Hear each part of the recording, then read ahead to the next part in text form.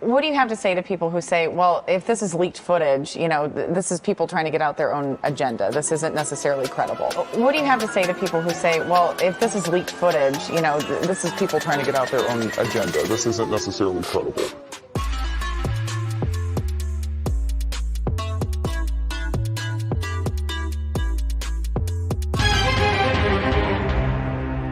Set the scene for us here. Those appear to be flares, kind of in a triangle shape. Do you think that that could be what these Marines saw? Set the scene for us here. From the Marines, did they ever try to file a report with the government? Real quick, set the scene for us here. Yeah, so this happened back in 2021, and of course, I thought it was flares. Jeremy Corbell. Hey, man, great to see you. Thank you.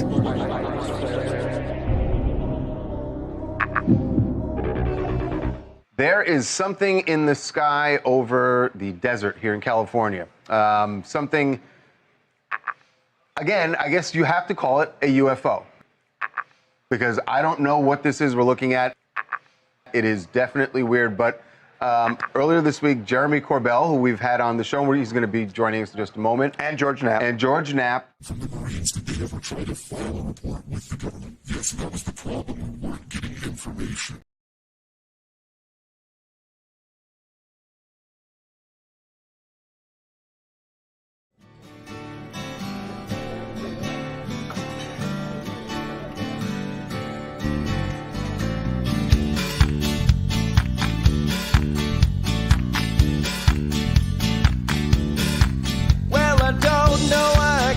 Tonight, I got the feeling that something ain't right.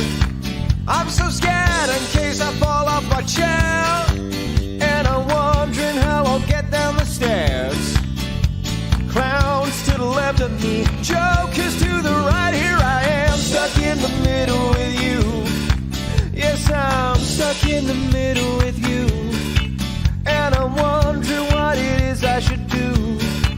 It's so hard to keep the smile from my face. Losing control, yeah, I'm all over the place. Oh, clowns to the left of me, jokers to the right. Here I am, stuck in the middle with you. Well, you started out with nothing, and you're proud that you're a self-made man. And your friends, they all come crawling, slap you on the back and saying, please.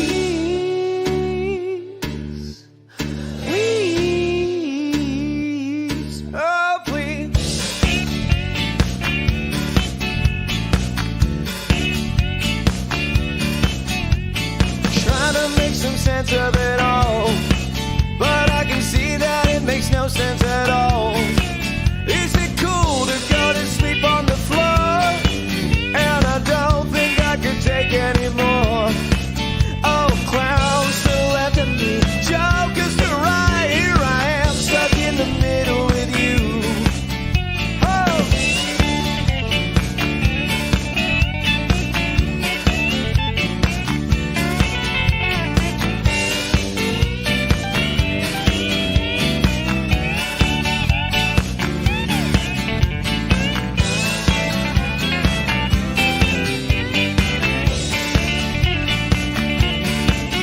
Well, you started out with nothing and you're proud that you're a self-made man.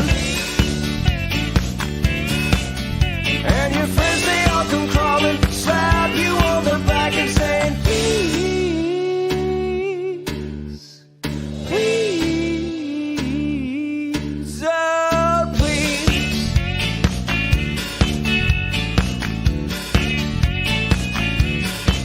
Well, I don't know why I came here tonight. I got the feeling that something ain't right. I'm so scared in case I fall off my chair. And I'm wondering how I'll get down the stairs. Oh, clowns to the left of me, jokers to the right. Here I am, stuck in the middle with you. Yes, I'm stuck in the middle with you. Oh, stuck in the middle with you. Here I am, stuck in the middle with you.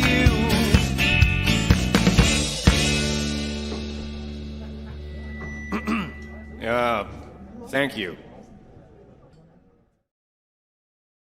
Greetings and salutations, friends, and pardon the joke, but I just couldn't resist when someone on Twitter actually just put the lyrics to the song "In the Middle with You" along with this picture. This has been a very long day so far, and I've had a lot of phone calls, a lot of text messages, a lot of emails, a lot of Twitter messages, Facebook messages, largely asking me what did I think. And, I think I've expressed most of what I think about this hearing earlier today. Tonight we'll be concentrating. I'm more interested in hearing what you, the viewers, think of this. I think that it has gone exactly the way that I thought that it might, which was we got no evidence. And there's people already arguing with me in the comments because they're saying, well, they were under oath and that's testimony, and testimony is evidence. Stephen, you're factually wrong. No, I mean evidence of claims. If you're going to stand in front of the nation and in fact the entire world and say that the government is in possession of alien spacecraft, non-human spacecraft, whatever you want to say, you better have some evidence to back it up. And these disclosure people have been promising us that whistleblowers are coming forward and they're going to name names and they're going to tell us where the stuff is. And, one thing you'll notice in the UFO community is they always leave an out. There's always an out. And the out is, well, he did name names to Congress in congressional, paperwork that he provided the ICIG or this person or that person. He did not publicly disclose anything.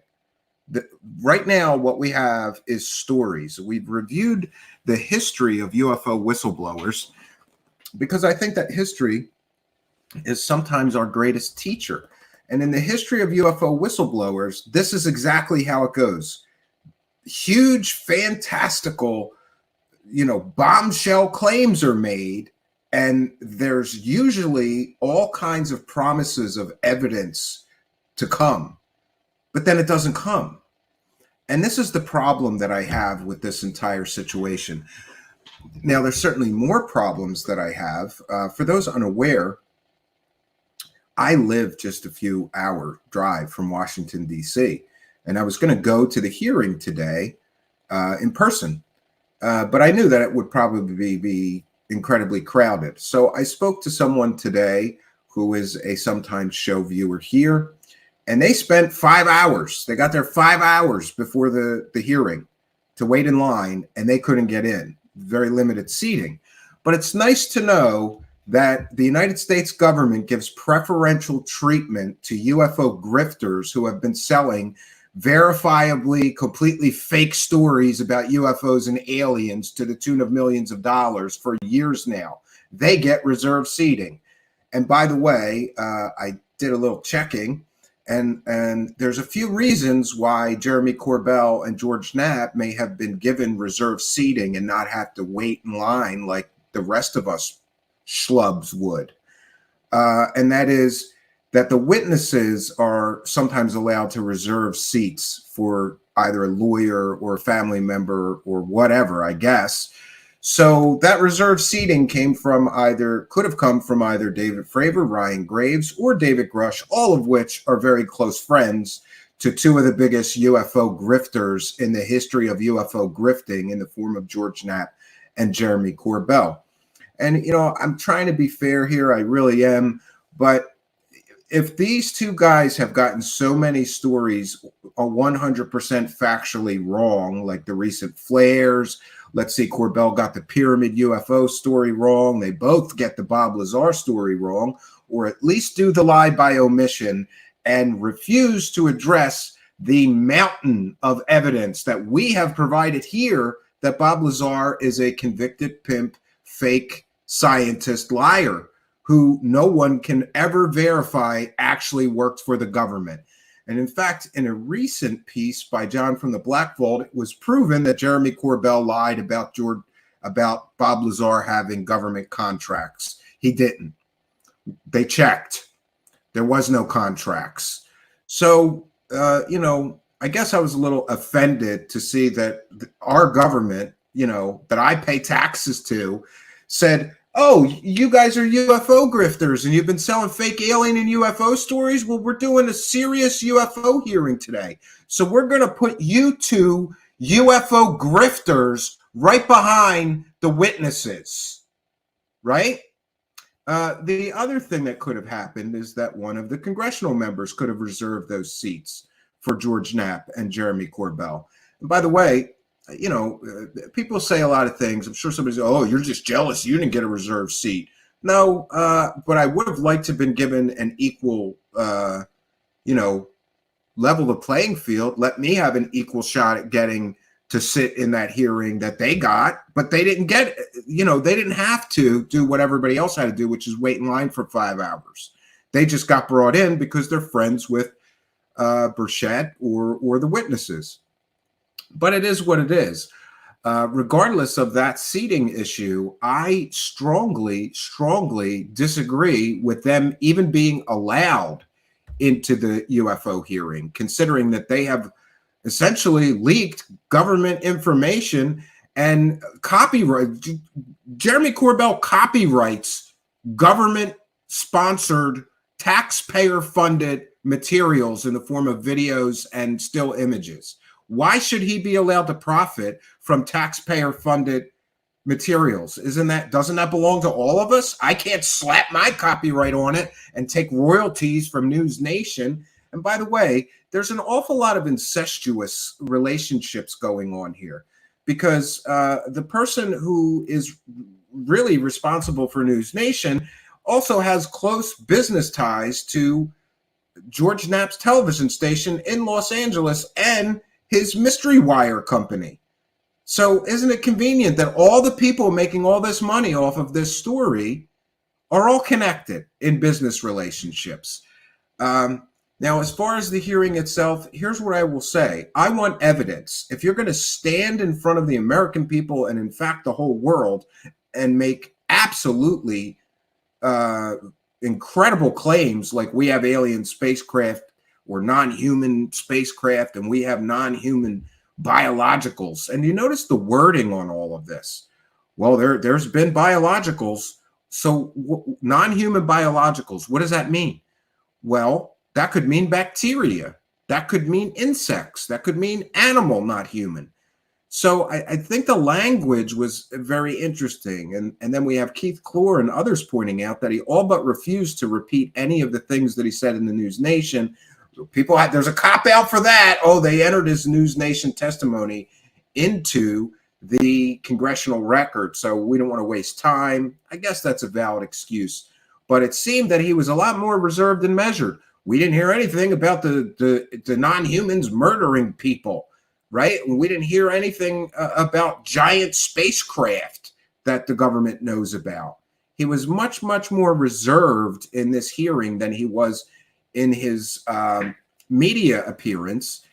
And, you know, we also have to consider, and let me just make a correction too, because people are saying that I'm trying to discredit these witnesses, and that's not true. I have never, ever attacked the stories of Ryan Graves or Fravor. I'm sure that I may have said that I believe that they had a genuinely strange experience that they cannot explain, but that does not equal to or equate to aliens automatically. You know, we hear language like, we don't have this kind of technology. And, you know, look, David Fravor seems like a very intelligent guy. He was very well accomplished, military man, which so was my father. I respect military men. But, you know, they make mistakes too. They misidentify things. But to be clear, I've never tried to discredit the testimony of either Ryan Graves or David Fravor. Never.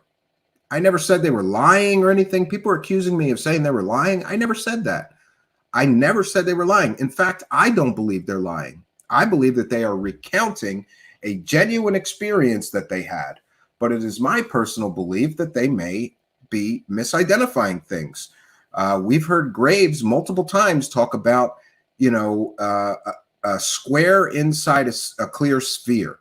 And there's a very reasonable explanation for that in the form of radar reflectors that are these, you know, sort of squarish devices that are metal or coated in metal that are inside clear balloons. And they are, you know, filled with helium and released to reflect radar. And these are very common. And that could be all the stuff that Ryan Graves is talking about.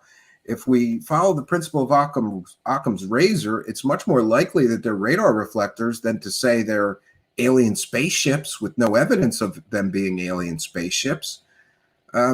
So to be clear, I've never tried to discredit those two, and good for them. And I thank them for their military service and their service to this country. And I'm glad that they're willing to publicly discuss their experiences.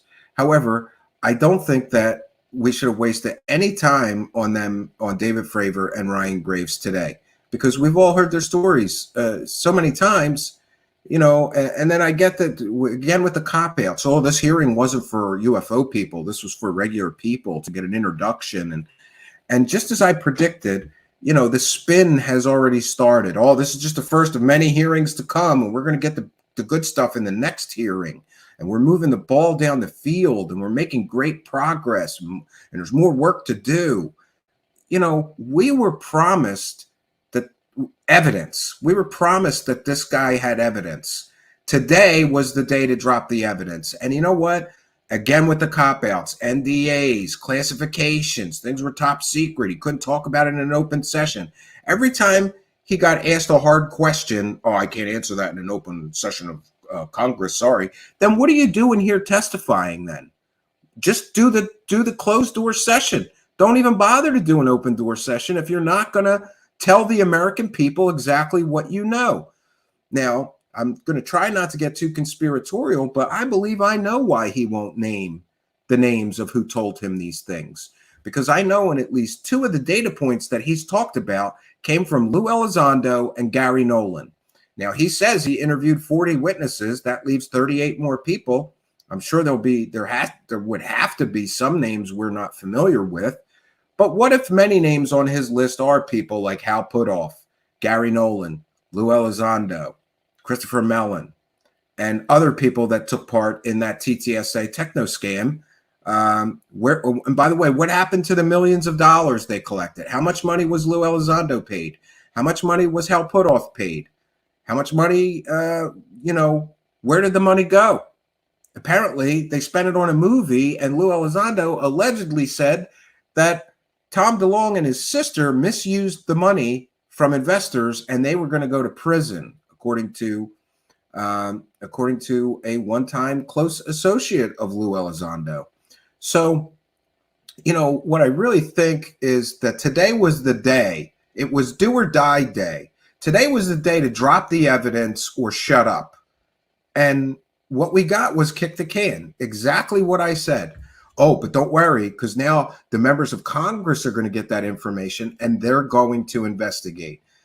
I don't know what you know about politicians, but I know a little bit, and I've worked for one, and they're very busy people. And to just drop information on them, and now it's their problem to go investigate these completely and totally out of this world claims is a big ask. They've got all kinds of things to do. So what are they going to do? Like in their spare time? Okay, we'll start interviewing these witnesses that he gave us a list of. And how many people on that list are UFO wackadoos that David Grush may have been hanging out with for the past 2 years at Star Trek conventions and UFO conventions?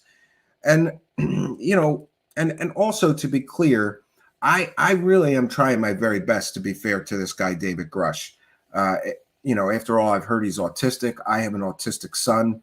I've had somebody tell me I was on the spectrum, and that may very well be true. I have a problem with social anxiety and social situations. Don't deal very well with people. That's why I'm a computer guy. I like machines, So I'm trying my very best to be fair to this Grush person, but all the red flags to me are very troublesome.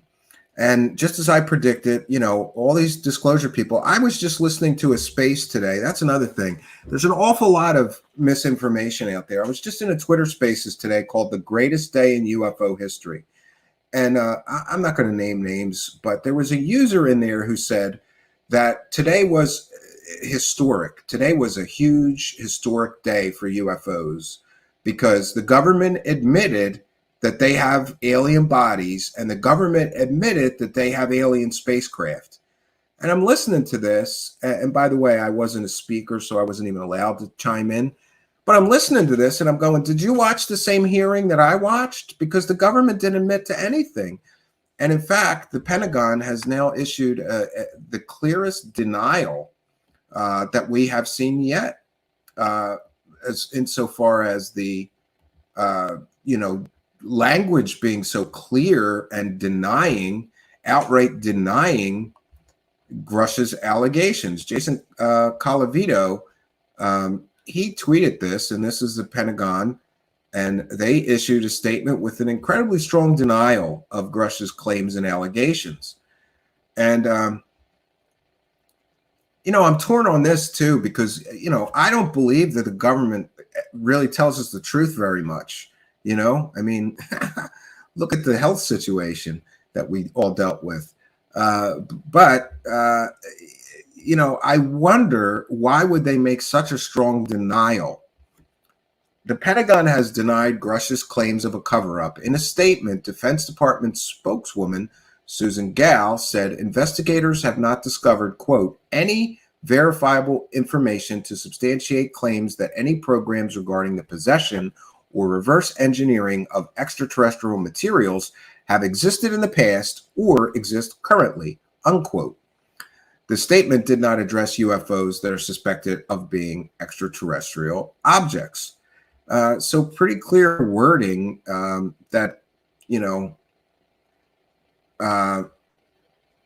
pretty clear wording that the government is saying there isn't a cover-up, there isn't a program to reverse engineer extraterrestrial materials. They found no evidence of it.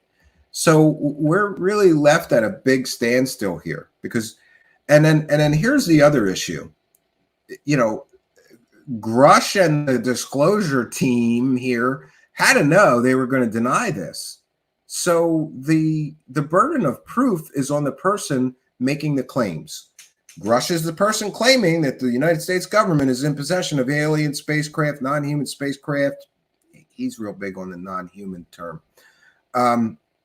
and biologicals. Now that's a new word. It's biologicals. It's not dead pilots. It's not bodies. It's biologicals. And the language that he used is very strange because non-human biologicals, what does that mean? Well, I asked a biologist and he told me any biological material that is not of human being origin could be considered non-human biologicals. So I asked him, well, can you give me some examples? And I was told, things like viruses, bacteria, fungi, plants, animal species, fish, any biological, any material that came from a non-human species would be considered non-human biologicals. So is that an out when this story all comes crashing down? Oh, there was some, amoebas in one of the crashed UAPs or something. It's bizarre, and I don't understand it. Again, though, to try to be fair to Mr. Grush, and by the way, I don't like the cop out. Again, the burden of proof is on him. He has to know. They all have to know that the government is going to deny his allegations and claims without some smoking gun proof or evidence. And we're promised that he has all this evidence, but then there's convenient excuses for why he can't show it to us. And I always use this analogy, and I will continue to. This is childish what Grush is doing. It's the equivalent of a 5-year-old on a playground telling all the other kids, I have a laser gun. And all the other kids say, awesome, let's see the laser gun. And he says, oh, I can't show it to you. Top secret. I can't show you the laser gun, but trust me, bro, I have a laser gun. That's exactly the equivalent of what is happening here. Now let's address some of these excuses. Well, it's top secret. Well, he's got whistleblower protection. And let's also be clear in that the person that provided smoking gun proof or evidence of extraterrestrial or non-human intelligence interacting with the human species would be the most famous person on planet Earth, and would be in every history book forever. Who wouldn't want that? So, I just find it really hard to believe, probably because I've been conditioned by so many fake UFO whistleblowers of the past that never come through with the evidence. I've been sort of conditioned to understand that until we see the proof, I don't believe there is any, or that the proof is so piss poor they make excuses for why they can't show it to us. So this man interviewed 40 people who told him there was alien spacecraft. I don't know. I know we're in the crowd for this. Could members of my audience find 40 people who would tell you that the government is in possession of alien spacecraft or non-human spacecraft or bodies? I could find 40 people. I could find 40 people that would tell me that and that believe that. Would they have evidence? Depends on what your terms of evidence are. If you're talking about old conspiracy documents, from the blackvault.com, if that's what you think is proof of alien spacecraft or non-human spacecraft visiting Earth, then okay, that's evidence. The problem with Grush is we don't know what he has because he won't share it. And it's frustrating to me. Also frustrating to me is to see George Knapp and Jeremy Corbell, sitting there behind these witnesses as they're testifying and knowing full well that George Knapp has claimed at various times to know where element 115 is buried at, and someday he's going to dig it up. So George Knapp and Jeremy Corbell attend this so-called historic UFO hearing. They get reserved seats. They get their written testimony entered into the congressional record. So George Knapp has claimed that he has the smoking gun evidence and proof of alien visitation on Earth all this time. He knows where the element 115 is, and someday he's going to dig it up. Well, wouldn't have today been a good day to dig it up and bring it into Congress, right? And why didn't Bob Lazar testify? I swear I saw those reserved for witnesses seats next to Corbell, and I thought he might show up. But I know, or I knew and understood that Bob Lazar will never testify before Congress, because they'll do some quick background check and go, he's not a real scientist. He's claiming he's a scientist. He is a convicted pimp, fake scientist, scientist imposter. And also in that space, as I was in earlier today, I heard people saying like, oh, this proves that everything Bob Lazar ever said was true. No, it doesn't. You've got two different people claiming the government is in possession of alien spacecraft, and neither of them, Dave Grush or Bob Lazar, have provided any evidence so far. I do think it's interesting, though, that Grush seems to be sort of a Bob Lazar 2.0.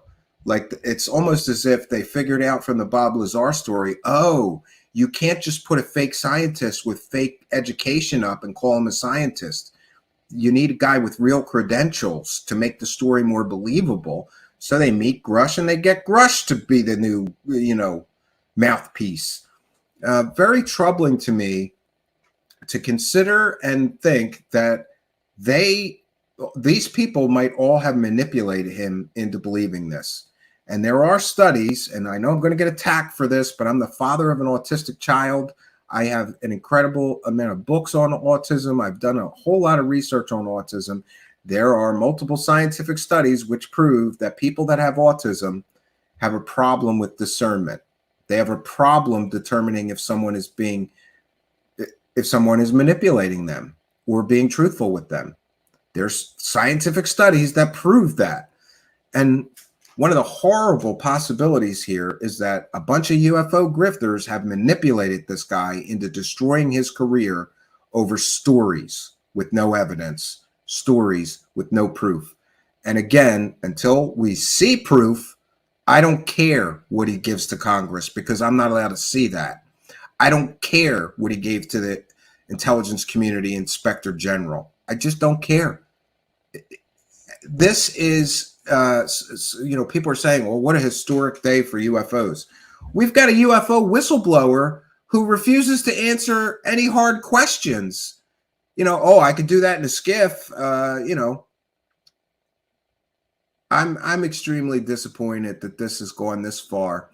And to be very honest with you, as much as I, enjoy alien and UFO stories, this is a waste of taxpayer dollars, resources, and more. And it's also interesting. I said I have never attacked the testimony of Ryan Graves or David Fravor, but I will say that they both have an organization that they're trying to fund. They want their organization to take the UFO reports and get paid out from the government for every report that they investigate. That would be incredibly profitable for them. So maybe, just maybe, do they have a financial interest to promote UFOs and the UFO threat narrative that we've had since perhaps 2016? I think so. And by the way, let's welcome the live chat. I should remind all of you that this is a panel show. So, I've told you what I think. I think this is extremely disappointing. It's extremely troubling that so many UFO grifters are in on this day, right? I think anybody, if they're being honest with themselves, would this kind of a hearing have been more credible if Ross Coulthart, the man who sold multiple fake stories in his so-called journalist career, wasn't involved? If Leslie Kean wasn't involved? If Blumenthal wasn't involved? The people who brought us the fake 2017 article, or 2016, whatever it was, the New York Times article that got ATIP completely and totally wrong and was filled with factual inaccuracies, if they weren't involved with Grush, if Gary Nolan wasn't traveling to Canada and hanging out with David Grush, if Jeremy Corbell and George Knapp weren't hanging out with David Grush, wouldn't this guy have been perceived as an incredible amount more credible by everyone if he did not have all these ties to the grifters like Eric Davis, like Putoff, like Elizondo, like Mellon, like Corbell, and all these others?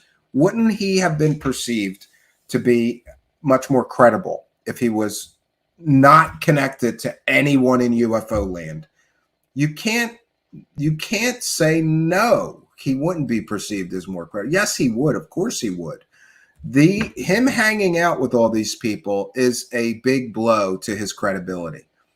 And then we can add another blow to his credibility. Well, I've got all this evidence, but I can't show you. And, you know, I kind of think that the way this is going to go is that's going to be his go-to excuse. And when people tire of that excuse and demand evidence, he's going to claim, I gave all the evidence to Congress and now there's a cover-up. That's my take on this. That's my opinion. That's my speculation. You're free to form your own opinion. I should remind you that tonight is a panel show. So I'm going to put the invitation to join the panel in the live chat once again. Let me copy it and get it over there. I have to go to our real YouTube chat. I'm just going to say join the show and put that in. Already got Mr. Ian waiting in the wings here. We'll bring him in, see what he thinks. And I think we've got Lizzie Borden and some other people from our Discord. By the way, if you are in our Discord, the invitation to join tonight's panel show here is also in the Discord. And all are welcome. We ask you two things: wear headphones, no nudity. Well, three: wear headphones, no nudity, and please be respectful of all the panel members. I would like to get as many people here as possible tonight, get everyone's opinion. And by the way, of specific interest to me is people who think that today's hearing went incredibly well. We welcome somebody to come here and play devil's advocate and tell us why this was a good thing today. The final thing that I think that we should touch on is that all of you people saying how great today was, if Grush never comes through with this evidence, what is that going to do to the whole subject of UFOs, UAPs, or whatever? What is that going to do to this subject? That's going to destroy this subject and set us back 25 years. Because if this guy turns out to be like a laughingstock that never puts forth any evidence of his claims, then everybody, and I don't really mean UFO people, I mean the general public, is going to go, oh, that guy was such a joker. He said we had alien spacecraft and he didn't have any evidence. And then everybody's going to go, see, it's all fake. And this farce, if it is a farce, and so far I believe it is until I'm proven otherwise, this farce is going to set this subject back decades if this guy gets revealed to not have proof or evidence as he claims. Or if it comes out that all the people that he's been talking to are UFO wackadoos like Eric Davis and Lou Elizondo and Gary Nolan. This whole subject will be destroyed if he doesn't come through with the evidence. And again, to be clear, he's got whistleblower protection. Today was the day to go, here's the proof, bitches, and take his place in history if his claims and allegations are true. He didn't do that. What did he do? Excuses. And where did he learn that don't answer hard questions, have a built-in excuse from? Well, he learned that from Lou Elizondo, of course, because that's what Lou Elizondo did for years. Every time that he had to get, backed into a corner and forced to answer a hard question, he would cite NDAs or classifications, and I can't go there. Sorry. That's what this guy's going to do.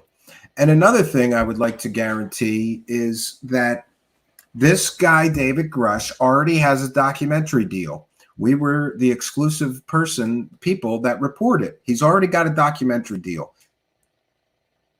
And I trust the sources that overheard Ross Coulthart, cautioning him not to talk about certain things because they have to save that for the documentary when they were talking to the Canadian member of parliament. So he's already got a documentary deal. And that he had a documentary deal before he ever was public. That to me shows a premeditation to make money here off of his story. And to be clear, it's not his story. According to him, other people told him this stuff. So I'm very troubled by today's hearing. I'm troubled by the fact that UFO grifters who have made millions of dollars selling provably fake stories for years, get welcomed into the halls of Congress like VIPs, right? I'm troubled by the fact that a man may have been manipulated and destroyed his entire career because a bunch of grifters thought this would be great for making money. It'll give us something to talk about for years, this new guy, right? The man has, to the best of my knowledge, I don't know if he has children, haven't dug that deep into his background, but I know he has a wife because he ran a business with his wife. So, the man's married, he may have children. Regardless, he's a human being and he has family.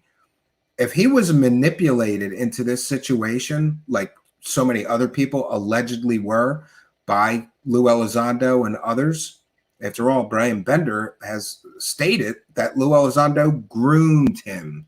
And you know why they needed a new guy? Because Lou Elizondo's entire story is falling apart.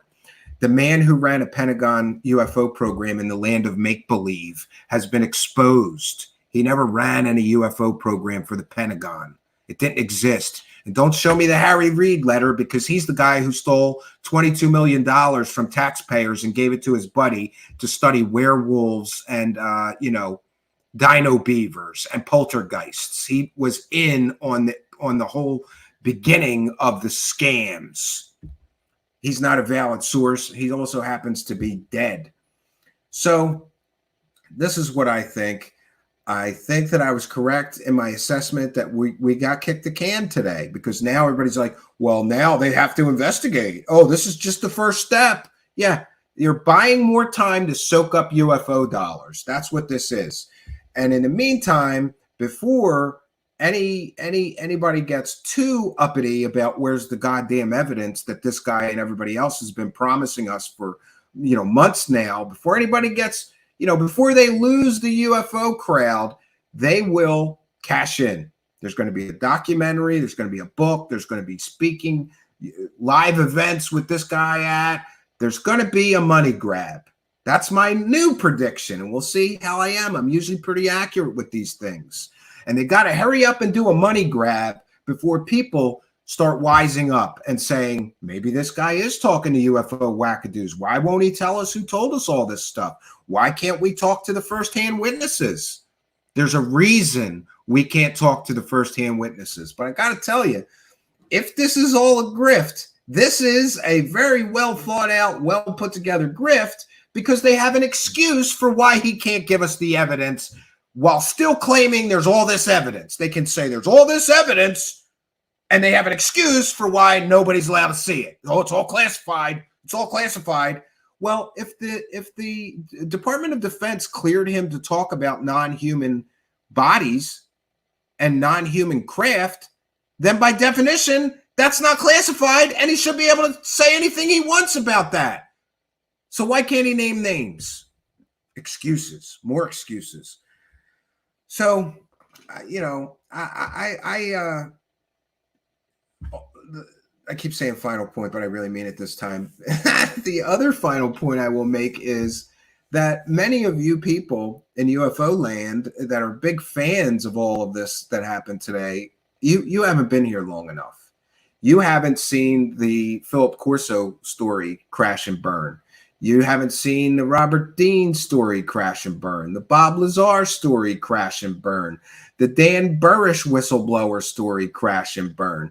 You haven't seen the Corey Goode story. Well, maybe you do if you watch Truthseekers, because we're the reason that Corey Goode's whole story crashed and burned.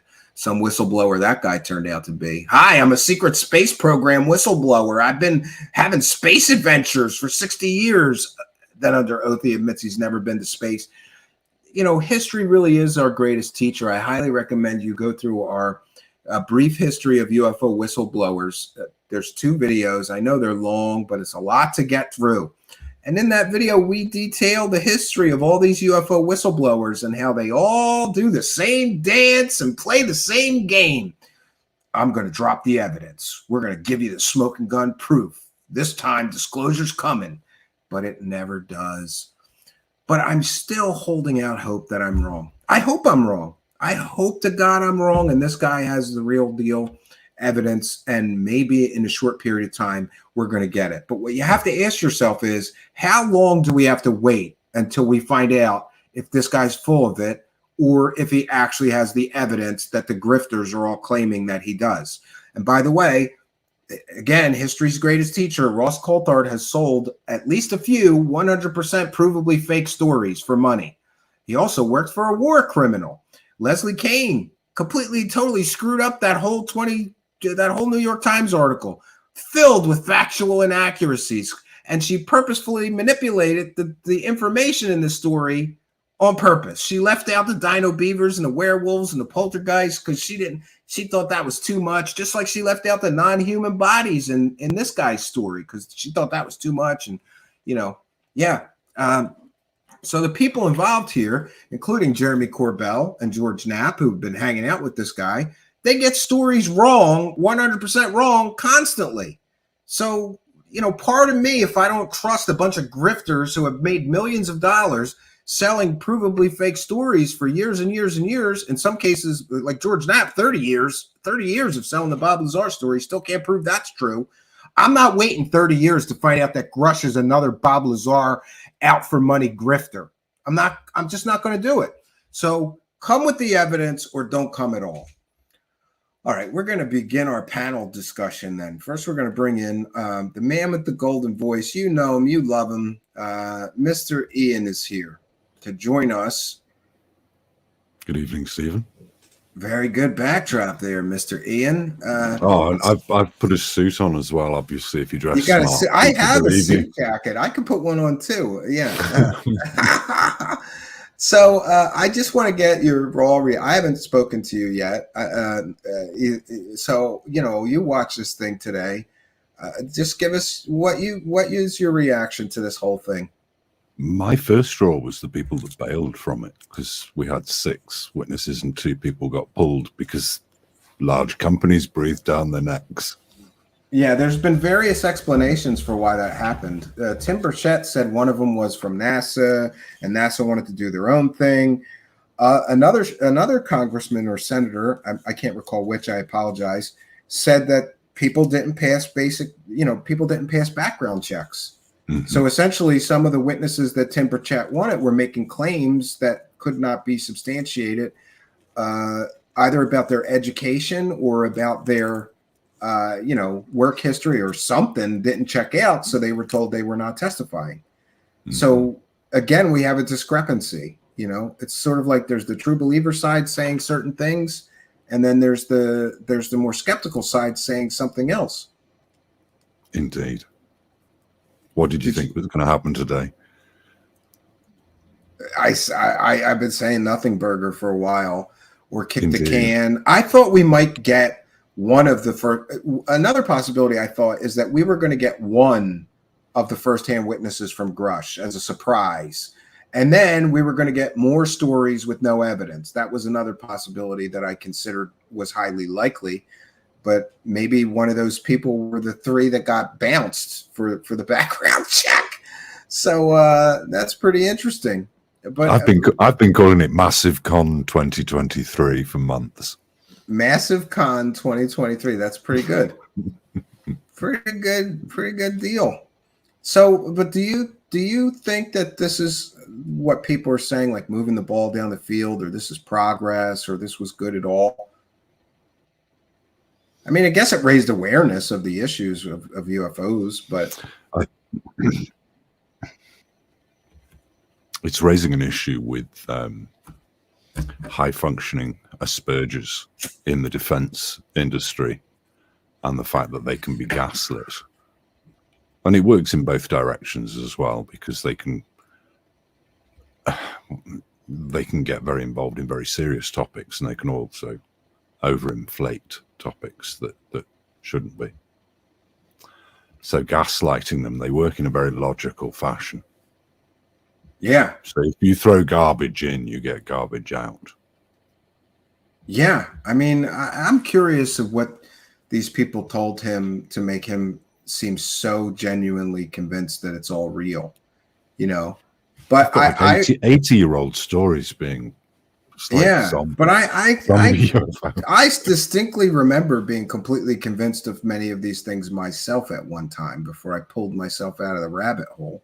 So, you know, by the way, nice background. I like that. You know, don't put my head on it. That's weird. Don't do that. I just used one of the source we use. So. All right, and we're gonna bring in Thin Lizzy Borden is here. We've also got investigative journalist Art Levine is going to be joining us. Remember from that recent bombshell article? That's going to be interesting. But let's bring in Lizzy Borden is here. Hey. Hello. Love your hair. Oh, thank you. Thank you. Yeah. So, Lizzy, you got to tell us what you thought of this whole thing. I'm sure you watched it, and it's like you. What I always think is that from hearings, it's not really anything that comes of it. But I guess it depends on where you stand, like you were saying, because it's like, yeah, you have people in the UFO community that are more skeptical and more gullible, but yet you have other people out there that are kind of ignorant to the whole field also. So then you have another perspective. But for me, I didn't really think that it was much there, other than I learned that it was his anniversary, Burchett's anniversary. Yeah, I know. Look, you've got 5 minutes to ask questions, and you're wasting time telling stories about your wife, you know? Well, and like, come on. About it's not a tic-tac, it's TikTok. And like, how many times do you think he said dag nabbit in this? I wanted, my creator brain was like, I'm going to clip that. I'm going to make a dag nabbit song. That's exactly what I was saying, that I wanted to have like a dag nubbit counter. I was going to be like, how many times is he going to say that? So yeah, exactly. You took the words out of my mouth. Yeah, this is and interestingly, we have the Sixth Sense here, who some of you have been around long enough to remember. He was a fixture in our live chat, and then he disappeared from our show and our chat and our Discord for, I don't know, like 6 months, and everybody thought he was dead. And I'm happy to see you're not dead there, Sixth Sense. We'll bring you in next. I just wanted to say that, you know, I liked how they prefaced it. I think it was the chair, I believe. He says, well, there's not going to be any little green aliens or anything like that. Here's my issue with all of this stuff that they're doing, especially with the cosmic cons behind him. And I think he might just be a future one, is that when he was questioned about the private programs, and the lack of congressional oversight with those programs, he pretty much, he stumbles, and then he's like, why wouldn't that be an easy question to answer? You know, I mean, is this because he's funding those people behind him? I mean, and look at, or are they funding him? They could be funding him. Vice versa. You know, I think that there's something fishy about that whole situation, that this is why they're doing this, and this is why they want to protect the whistleblowers, because look, if you can protect the whistleblowers such as Doorbell, right, then he never needs to give up proof, because they'll just say, hey, we can only speak of this behind closed doors, and that's just a problem for me. And thank you there, Stephen. It's nice to be back. Thank you. Yeah, I don't even know what happened. You left in a huff because you were pissed off about stuff that people. No, let's get it out in the open here. We don't. So Six's Design left our show because people were posting, and to be very honest with you, I don't remember whether Six's is left kind of person or right kind of person, but whatever kind of person Six's is, people in the Discord were posting stuff from the other side of the aisle and pissing him off, and it turned into this thing because there's thousands of posts sometimes a day in the Discord that he wanted me to fact check everything people were posting, and I'm like, I can't do that. I can't do it. I'm sorry. And I try to patch it up with you, and Okay. Well, I guess there's nothing like the time. The issue is, I think a lot of this stuff was just and I'm sorry for having to bother you with that stuff. And I know you're very busy. I realize that. Some of the stuff was like QAnon stuff and just total conspiracy crap. And Yeah, well, you know I'm how like, I feel about that, but I don't really want to censor people and yes, fact right, check, because right, sometimes somebody right. would post an article that was sort of Q but disguised. You know what I'm talking about. Like Yeah, it was yeah, Q yeah. nonsense, but they didn't Yep, say specifically in the article right, it came from Q nonsense drops. right, And I don't right, have time to read like 10 pages of Q nonsense and determine if it's nonsense or not. So I just well, said let people talk. Like, you know. okay, and I'm all for people, having their word in. Go ahead, and free speech and this and that, as long as you're not hurting anybody or you're not, No, and the yelling other thing fire in a is theater. I mean, that's there's people posting memes and jokes in there from both sides. Like, I'm yeah, sorry, but who doesn't love a good Hillary Clinton meme every time somebody around her dies? Right? If somebody around Hillary Clinton dies, I want the meme. I want that oh, meme. Like, what did they know about Hillary? It's the count funny. just And went up. then Right. people were posting stuff about Trump being such an idiot. So, I thought it was balanced enough. I'm not going to interfere, and I don't do Okay, politics, so I don't care. yeah. It wasn't about politics, really. I mean, pretty much, I think all the governments pretty much rigged. I don't I like think any it of might them. have been some Some. adrenochrome nonsense from Yeah, what I yeah. remember. Okay. Well. See, that's the thing, though, and here's the problem, and I'll try to make this as short and concise as possible. I just find it ironic that if we're looking for truth, which hopefully we are, and this is our main objective, and I know myself, this is what I'm looking for.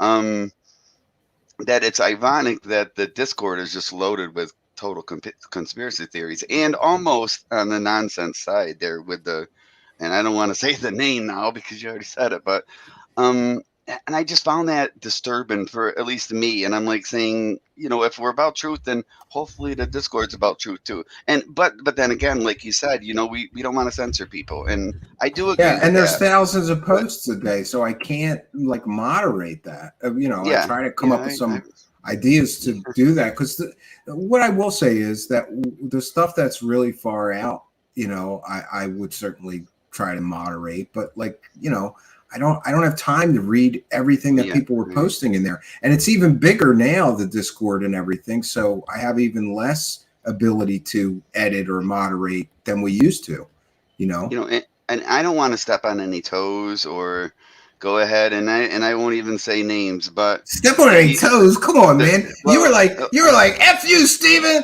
This is supposed to be Truth Seekers, you son of a bitch. And I'm not standing for this nonsense. And you better do this and do that. And it just so and I happened to be a understand that. week from hell for me. And then I have Oh, I'm 69 throwing a sorry. hissy fit in the Discord saying he's leaving. And I'm like, okay. And I You're like, did. I'm sorry you feel this way. And I did try to patch it up with you just so everybody was aware. Well, I think that people in positions of power were doing this, and that was the biggest thing. And if it was somebody else that was from the outside, we that would trimmed be all the moderators down to the least that okay. we could possibly get. So Well, I'm sorry if yeah, if we that have to disturbed you, get to our next because it panel wasn't you, but member, because okay, I'm we have sorry, sir. Yeah, go ahead. no, it's okay. We have a very special guest tonight, and if somebody, B. Baker or somebody, can find the link to his recent article in the Washington Examiner and share it in our live chat. We've still got some spots open, so if anybody wants to join the panel, the link is in the description. Or no, I'm sorry, it's in the live chat. I will add it to the description of the video as well. You too can join, and let's bring in our special guests. He's slumming it here, like this guy's like a real journalist, but he's still coming here slumming it with us. It's good to see you there. Mr. Art Levine is here. Yes, Welcome. hi. Welcome, Art Levine. Hi, great to see you. I'm a great admirer of you, as you know, and I went out of my way in my article, which is in the Washington Spectator. I'm sorry, not Examiner, the Spectator. Examiner. I always get those two mixed up. I get confused of all the alternative papers in Washington. There's one that's owned by the Unification Church, which is the Washington Times. The Washington Examiner is a right-wing oriented paper. Yeah, I should have known you wouldn't work for them. Probably a fount of misinformation. So I thought, well, by the way, I as I said, I linked to your shows, and we quote you in the article. I thought the hearings, my own view is they were very disturbing and alarming, particularly in terms of the general audience that might be seeing it. I thought on several fronts, I thought this was a PR coup for the UFO grifter military industrial complex, because even though they did not present the kind of hard evidence that we should get and we have not gotten in 75 years.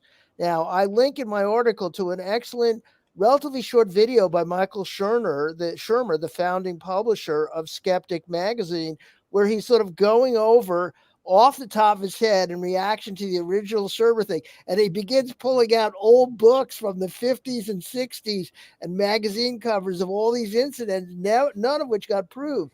And you are very prescient in terms of him, Grush in particular, dodging and deflecting. One of the things that he did is things that he had said publicly, and this sort of gets into the weeds of the pre-publication review policies of the Pentagon, but things that he had said publicly to News Nation, like alien dead bodies that he had said openly, or the Mussolini UFO. He did acknowledge it in indirectly when he was asked, how far has this gone back? And he said the 1930s. Well, that was the Mussolini captured the UFO, and the Pope helped the U.S. get it in the 1930s. And that is a discredited thing, kind of, and it's based on the Italian equivalent of the MJ-12 papers.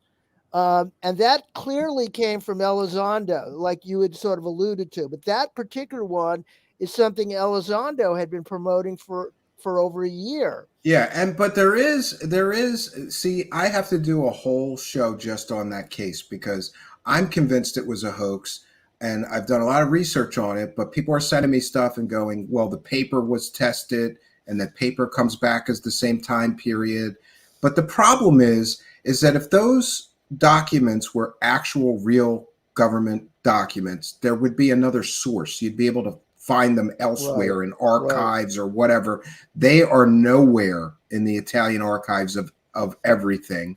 They are nowhere. The only place they've ever shown up is in the mailbox of a UFO investigator. So it's very suspicious. And also, people have added on to the story. The original story was just about a crash and a recovery. There was nothing about bodies. And just like a lot of stories, it gets grander as that's new what books happened get in Roswell. Roswell, and there's earlier books and so on talking about it. That there was somebody saw something crash in a big ranch. James Easton has a good history of it online. I'm not an expert on Roswell, but the point is that it originally. There was I'm not going to debate Roswell, but what I'm saying, that's sort of a foundational myth. And as time went on, and there's a book by Cal Korff that discusses this, and many other critics have pointed out, is originally it was more modest claims. And then as the books came out, then the documentary filmmakers came in. So people who had originally been claiming, I'm not sure what I saw, might have been a craft, by 5-10 years into the rediscovery of Roswell, I saw the bodies. That's the telephone game. The telephone game.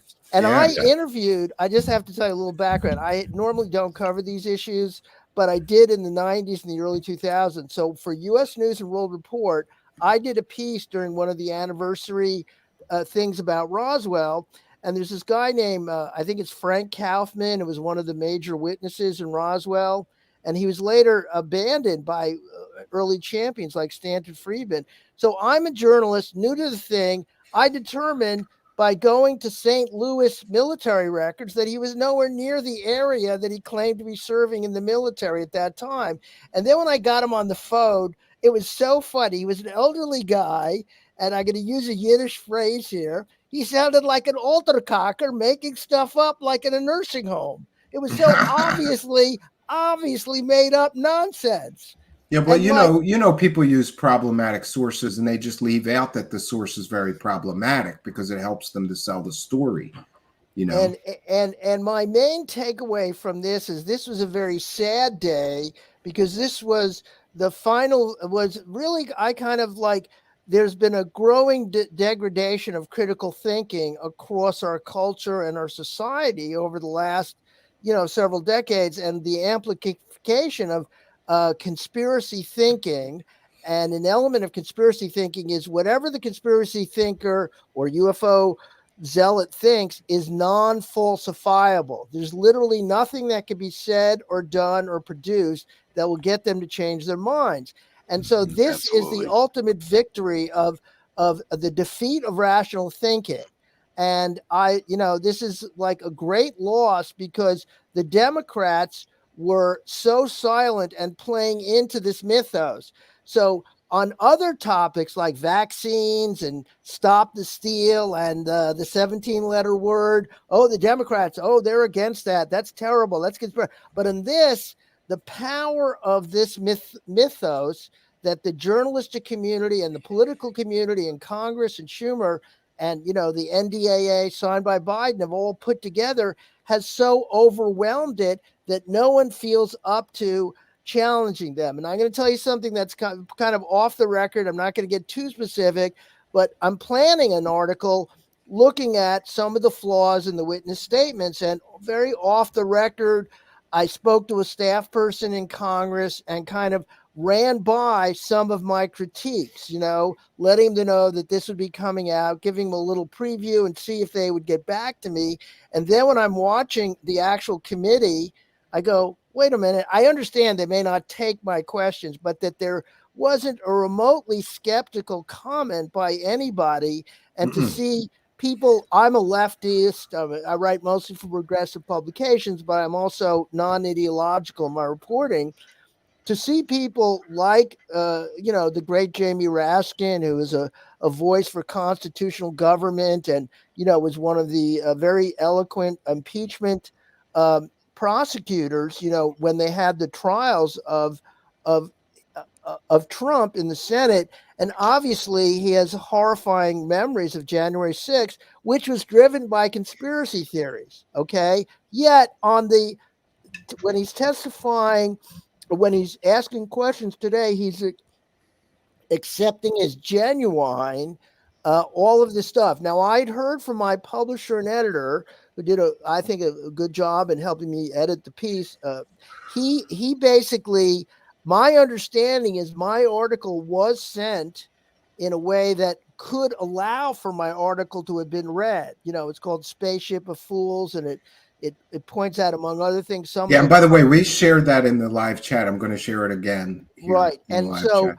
In theory, members of the committee or their staff certainly had an opportunity to read it.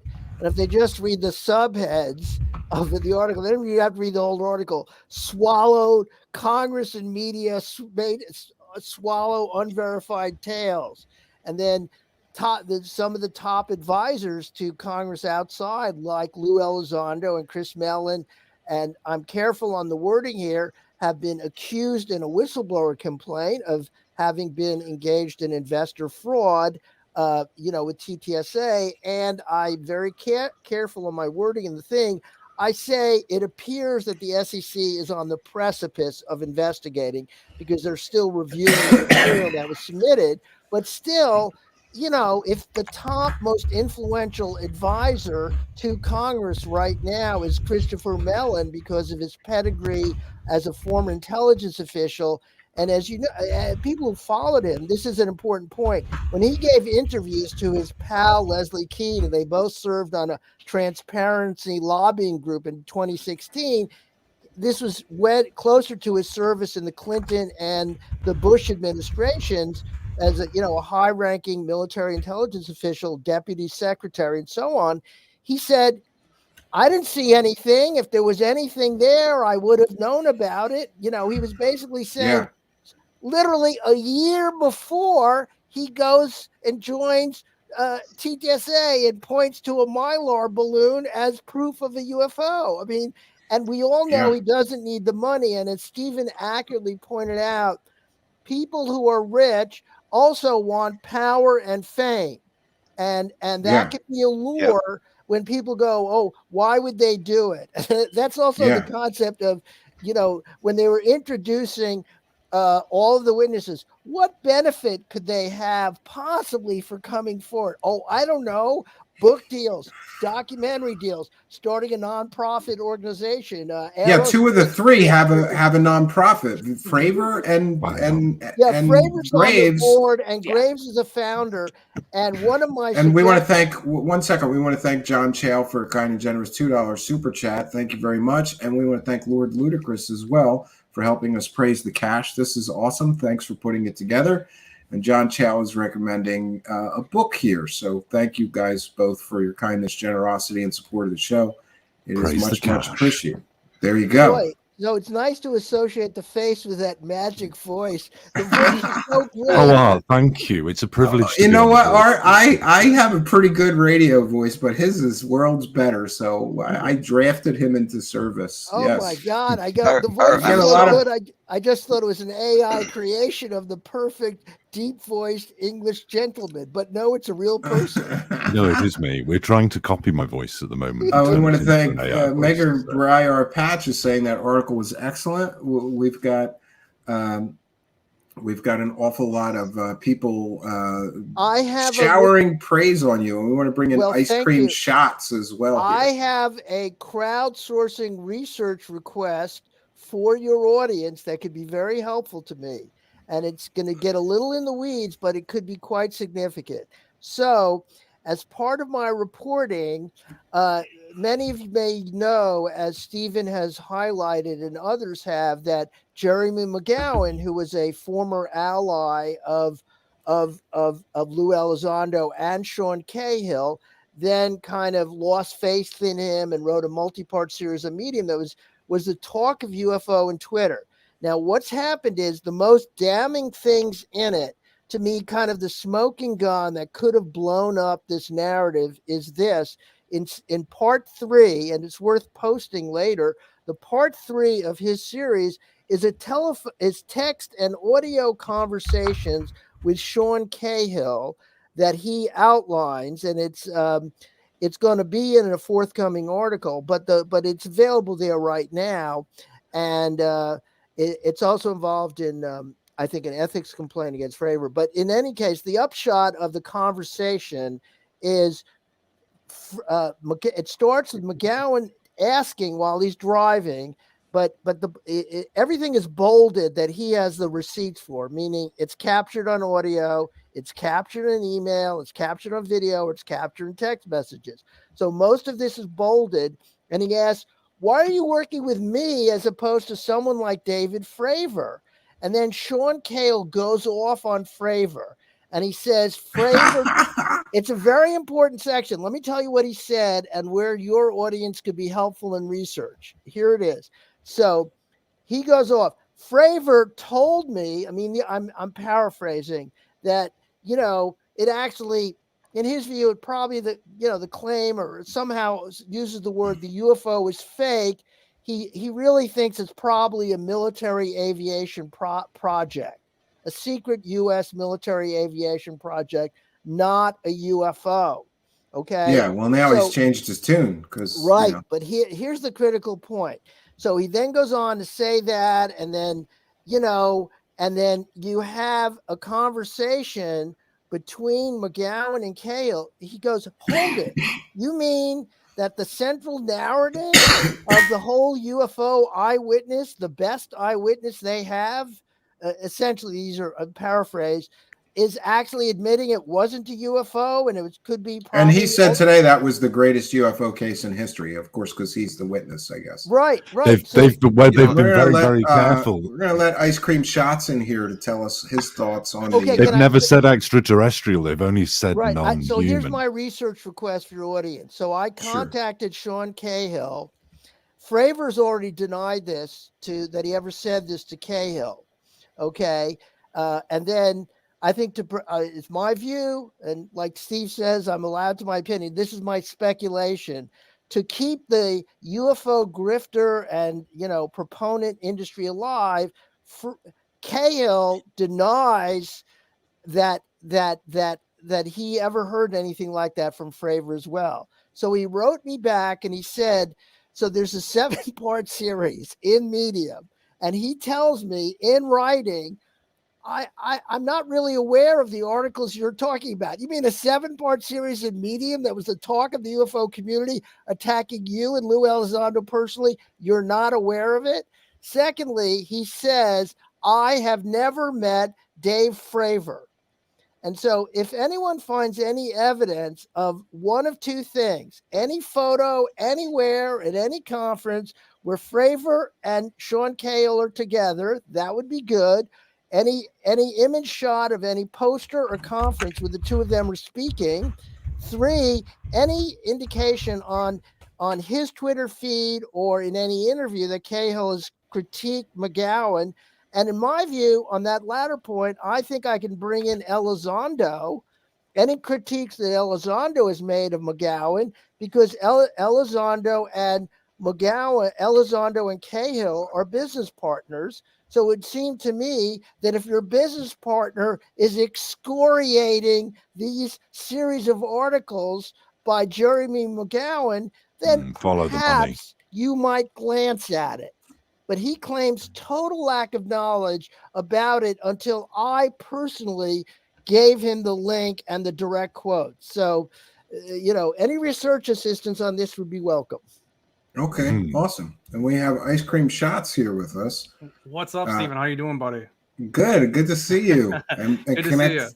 Connect a face. I always like these panel shows for one thing, that I get to connect a face to somebody that's been in our live chat very much. So thanks for being here.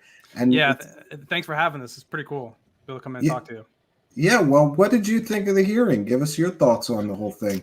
I for the most part, I guess it sounds like I might be in a little bit of a minority on it. I personally believe, I think I agree with you what you're saying, that a lot of this is a grift, but I think the two things can be true at the same time. I think Elizondo and them, I think they believe in aliens. I think they want it. They want disclosure as well. I think you can make money while you're trying to do that too. I think that's been a lot of the process. But I think that's a big part of why I like the hearing, is because the hearing is already starting to kind of become a wood chipper to throw liars into.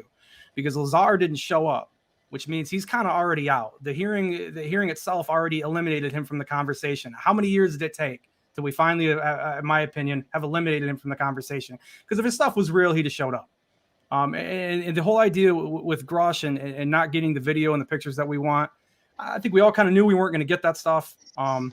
But I have a little bit different of a take, I think, than on most people, where everybody's really upset that he's sitting around saying, well, I can only say it in skiffs. I can only say it in closed hearings. That doesn't mean we're not going to hear about it. And maybe not hear about it as in the Congress coming back and telling us what he said. But I think if you look at the next people that they bring in and the more people that surround the area, you might be able to see in a roundabout way what he said. If you start seeing people from Lockheed, EG&G, Boeing, if you see these guys getting ripped in who aren't happy with it, you probably know what he might have said behind the scenes. Now, I'm not saying I think he's real. I mean, it doesn't change the fact that it's all a story to me, and I want evidence just like everybody else. I want to say that first and foremost.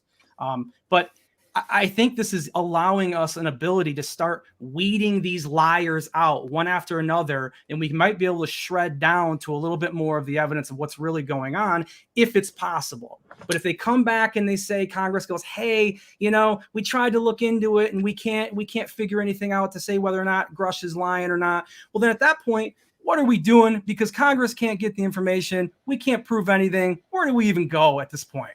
Yeah, you're right.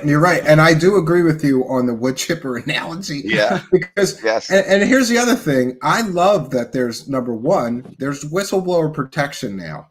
So they can't use the old excuses anymore.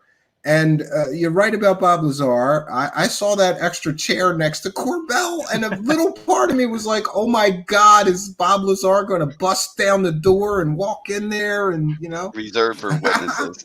Go ahead, Art. My question is, I posted this. Has anyone seen the written statements that Corbell and No, I haven't seen them yet. But it's my view, just to let you know, that if they submit knowing false statements that all about Bob Lazar, I did post on Twitter there is a statute if you knowingly submit false statements to Congress, Right. then you are facing a penalty, in theory, up to 5 years in prison. Now, it seems to me that this grift has gone on long enough. I bet you they didn't mention Bob Lazar at all in their thing. They've been trying to distance themselves and forget about.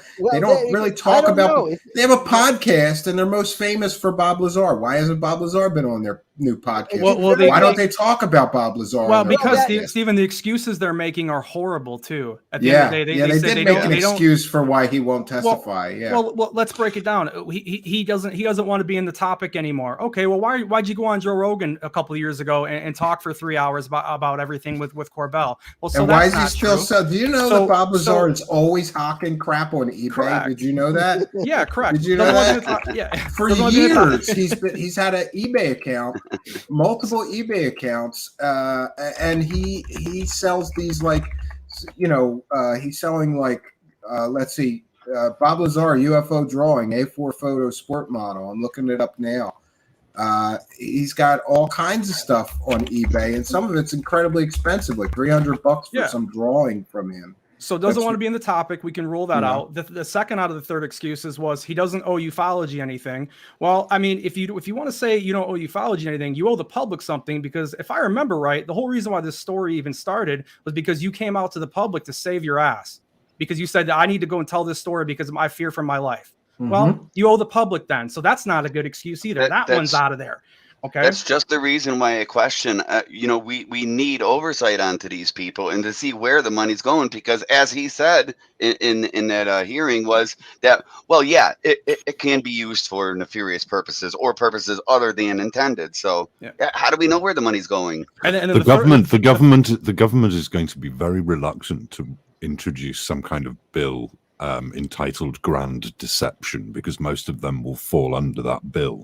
So hopefully from this we can establish a framework that we can eliminate people that are bullshitting us, basically. Correct. Here we have Bob Lazar signed Area 51 sport model UFO print, and it's $299 for a signed Bob Lazar. Well, there you go. Print. And then the third excuse, the and it's from Las Vegas, so it looks like that's like a placemat, like on a restaurant where like the waiters write on, your kid. It looks like a kid did that with crayons. That's what I think. And then drawn on a napkin.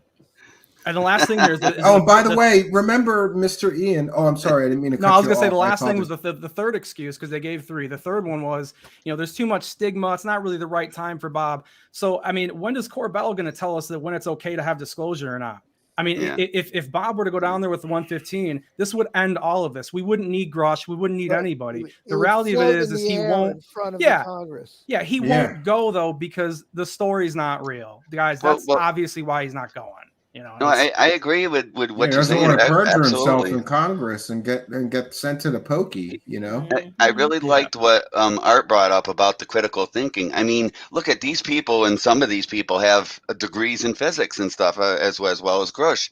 I don't know to what level, but this makes them believable, or and it's ruining people's critical thinking, because come on, most of this is provably just bullshit. So the stuff that we can't prove, we can't prove it, but I think it's ruining people, because people are putting trust in people that we're paying to push this crap. Well, this is the thing I think that's coming up. The big bombshell that ufology is kind of staring at right in the face is the problem that we have is we've never had anyone like Grush make claims like this in this situation. And if he comes out to be a liar, that's really going to hurt ufology, I think, a lot. Yeah, I said it'll put us back decades. It'll put us back decades. It's decades. People say because who are you going to believe and then have to go through a Grush process how many more times, man? Before you say you're not. Well, isn't Corsico and Grush pretty similar in terms of your two excellent series on whistleblowers, which Corso is very similar. They're very highly placed. They had all the clearances, the highest levels of clearances. They were They were both They both had access to, black programs and special access programs. They're very, very similar. And Corso's story fell apart. And, even some member of his family, I believe, said that it was a cash out. He had some UFO friends. He knew that he could cash out his reputation and leave a lot of money for his grandkids. And literally, I think a year after he came out with his book, which was instantly discredited largely, he died. Right. But they're still selling that book. He's made probably Stephen, you're on the nose with this. It's a reverse operation. So basically, someone's gaslit Grush. Grush has then been forwarded by Ross Coulthard's done it, hasn't he? He's been doing it under News Nation. News Nation and Nexstar Media. Nexstar Media are Warner Brothers. Warner Brothers. There you go. When they suggest that people that make big films have contact with insiders, where does this information come from that they use to make their films? Well, they're now leveraging that in reverse. This whole thing, if you look at it, has been a setup by News Nation, using Ross Coulthard and Grush and whoever's gaslit him to be able to forward this into the national media and essentially force the government into revealing anything. Well, they're trying to. They're trying to do that. This is my whole take with all of this. Is I think that when you look at people like Hal Puthoff and you look at people like Eric Davis, listen, these guys are, for lack of a better way to put it, but they don't have 40, 50 more years on their life. I think these guys have tried, same thing with Bigelow. They've tried to get this stuff out so many times on their own that they're finally like, look, we're done. We think this stuff is hidden somewhere. Let's just go beat the door as hard as we can. Get Elizondo, get these people, build up this whole story, that's beat the door and beat the door and yeah. beat the door. But the problem that I think they're going to run into is they're looking for Congress to be their ultimate battering ram. But I don't know if they can actually get to those sources to be able to figure that stuff out. If Grush turns out go ahead, Art, go ahead.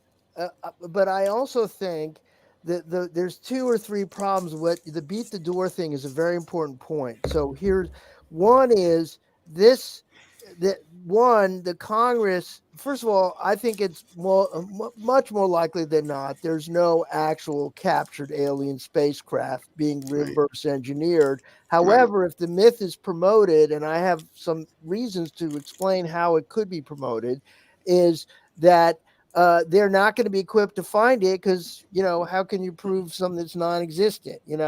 Secondly, though, the real problem here is, and I compare this to earlier generations of Congress, there used to be a guy named Senator William Proxmire who would talk about the golden fleece. There used to be these people who were highly critical of things that were expensive or spun. Even we can go back to the Iraq War and the WMD. So here was an entire nonsense claim pushed on the American public and taxpayers based on completely false and phony premises. And yes, there was a minority of the media and a minority of Congress that were saying, hey, wait a minute, I don't think there's WMD here. And, and people later, because there was no WMD that they were claiming, those minority of people, like the Night newspaper chain, Bob Reiner made a whole movie about it. The one people who were right in the media about the WMD. Right now, back then there were a few voices. Now there's 0 voices.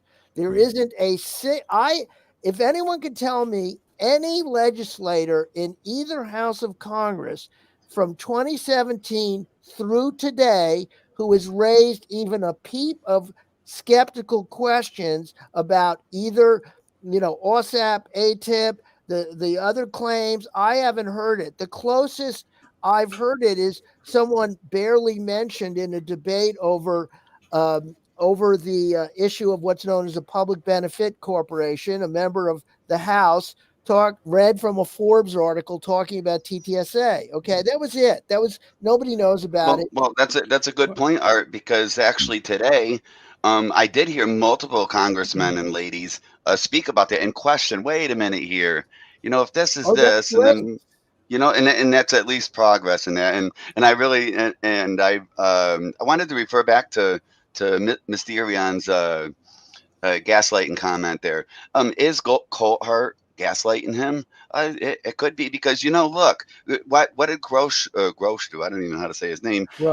Do when asked about things? He goes ahead and he referred back to the News Nation interview. Why did you do that? Are you afraid to lie in front of Congress? Exactly.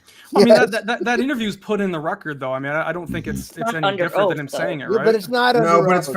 it's very suspicious that every time they asked him something that he'd already said in News Nation, he referred them to the article. I mean, sure. We want to thank Amazing Mystico for a kind and generous $10 super chat. Thank you for your kindness, generosity, and support. The witness statements are now posted on the webpage for the hearing. Thank you, Amazing Mystico. We'll get those links and share them with our live chat. Thank you for your kindness, generosity, and support, and helping us to praise the cash. Praise the cash. There you go. Very much. I mean, Art, if I could comment on something you mentioned earlier, where you're saying you don't think this is something that we're back engineering and figuring out. I mean, for me, I have a hard, I firmly believe at the bottom of all of this tech came from somewhere that's not from us. I think the Tic Tac event was definitely our stuff. I think that was something that we were testing against our own people personally. But I think that maybe that our government, ever since the 40s or even before that, just luckily had the only two physicists in the world that got cracked gravity, and we just happened to have them. And then all this time, nobody else ever could figure it out. So at that point, our military was not 40 or 50 years ahead of time. To think that we just got lucky and had the only two physicists that could figure it out, and it's not from somewhere else, you're talking hundreds, if not thousands of years ahead of time, past everybody else as a physicist in the world. I think that's way less likely the case, rather than we got it from somewhere else. Okay, so one thing that we can draw from today, the UFO disclosure hearing was absolute pants. But something else was announced today. We have resistance-free energy loss transmission through a new superconductor that they've just announced called room temperature. Is it LK99? I think it is. So. It's a Korean invention, a room temperature superconductor. Now, a superconductor means we can build electric motors that don't lose heat. Yeah, alien scientists right now. Alien scientist Jeremy Rise, and a lot of people know him. He's a friend of our show, alien scientist on YouTube. He has, a lot of science friends. He's a physicist. They have labs that they're trying to do a lot of experiments in. As soon as that information was released, him and his friends are trying to replicate exactly. that. And for those who don't understand, if we could generate room temperature semiconductors, that may make hover cars and things and free energy possible. So the nuts of it is that they're basically doping lead with copper to the point at a temperature, so that when it cools down, the stress that's formed in the new material, which doesn't quite know if it's either lead or copper, creates crystalline stresses that almost make the material another material, but not quite. And those quantum level stresses can be exploited as a superconductor. Now that's amazing. We can, at the moment, for instance, a drone, for instance, is probably only 30% efficient in its motor, and 70% is being lost in resistance heat. Just generally. Yeah, there's 100 applications. If we can get 100% efficiency on motors, we can use the EMF of the motor to recharge the battery again. Stephen Greer's magic free engines. Yes, he's made $1 million so far for his free energy, and he didn't deliver. These Koreans are probably getting paid pennies a day. They're probably whipping them and beating them, like, get this thing working, bitches. But see, that's the issue. A lot of these people have degrees in physics, or are at least smart people. You hope, and if they really looked at the people behind them, and they're like saying, shit, none of this makes any sense. This doesn't follow the rules of physics. How does this not? They don't question that. No, how do these people not question? Oh, you know what? I forgot. I have one of the things that bothered me is seeing George Knapp sitting behind these witnesses in this hearing, putting forth written testimony, because George Knapp has claims that he has the smoking gun evidence or proof of alien visitation on Earth. This is a little more than 2-minute clip, but I want to play it in full because I want to get every panel member's reaction after they see this clip of George Knapp telling this story. why didn't he bring it with him to the hearing? Right.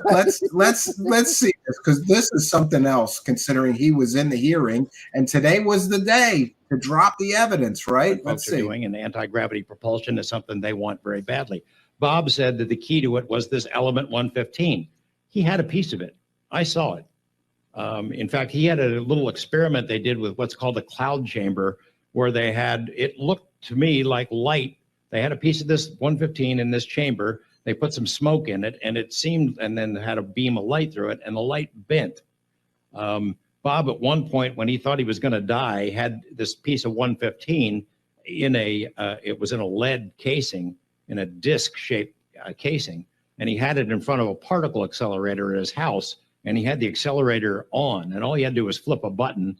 If this stuff was real, as he described it, flipping that button would hit it with, I don't know, it's protons or electrons, whatever it was, that would make it explode, an annihilation that would have left a great big hole in Las Vegas. And he had that piece. I saw the experiment. What happened to it, that's a story for another time. It's in a spot now where nobody could get to it, but it's still there. One of these days, maybe after Bob's gone, I'll go dig it up. The Defense Department folks are doing an anti-gravity. Oh, there So- are people like this in every single community that sound incredibly convincing of what they do. I've been doing stuff in various different communities since about the age of 15, and there's always someone like that that thinks that they know it all, and they speak science, almost science, but it's not science. It's science. Yeah, but the point is, he's saying in this scientism. He's saying in this clip that he knows where the element 115 is buried, and someday he could dig it up. Wouldn't today have been the good day to dig that shit up? So, and he should have threw it at them. He should have brought it with him, and he should have threw it into the middle of the congressional hearing and said, "There's the proof of the aliens, bitches." But he didn't do that. He sat there like a dummy taking notes. Taking notes. Let me Exactly. give you let me try out a thought experiment on you. Imagine let's assume for a moment Lazar was an actual scientist or just wanted to pretend to be a scientist, and there was actual 115. Now, let's put yourself empathetically into his position. You have discovered this element that has extraordinary properties. So one of the things that you would do is you would you would look up who are researchers on metallurgy at a professorship at a major university. You would invite them over. You would arrange multiple filmings, and you would, this is so important a discovery. You would want, and this is a point made in the excellent Michael Shermer, a number of Shermer's interviews, and I think in the one in my article where I linked to where it says nada in terms of the evidence over 75 years. So you would have two different leading academic institutions, at least, working up experiments to figure out if in fact this had the properties that it did. You certainly would have filming, and you then would have the illiterate Art Levine, they would then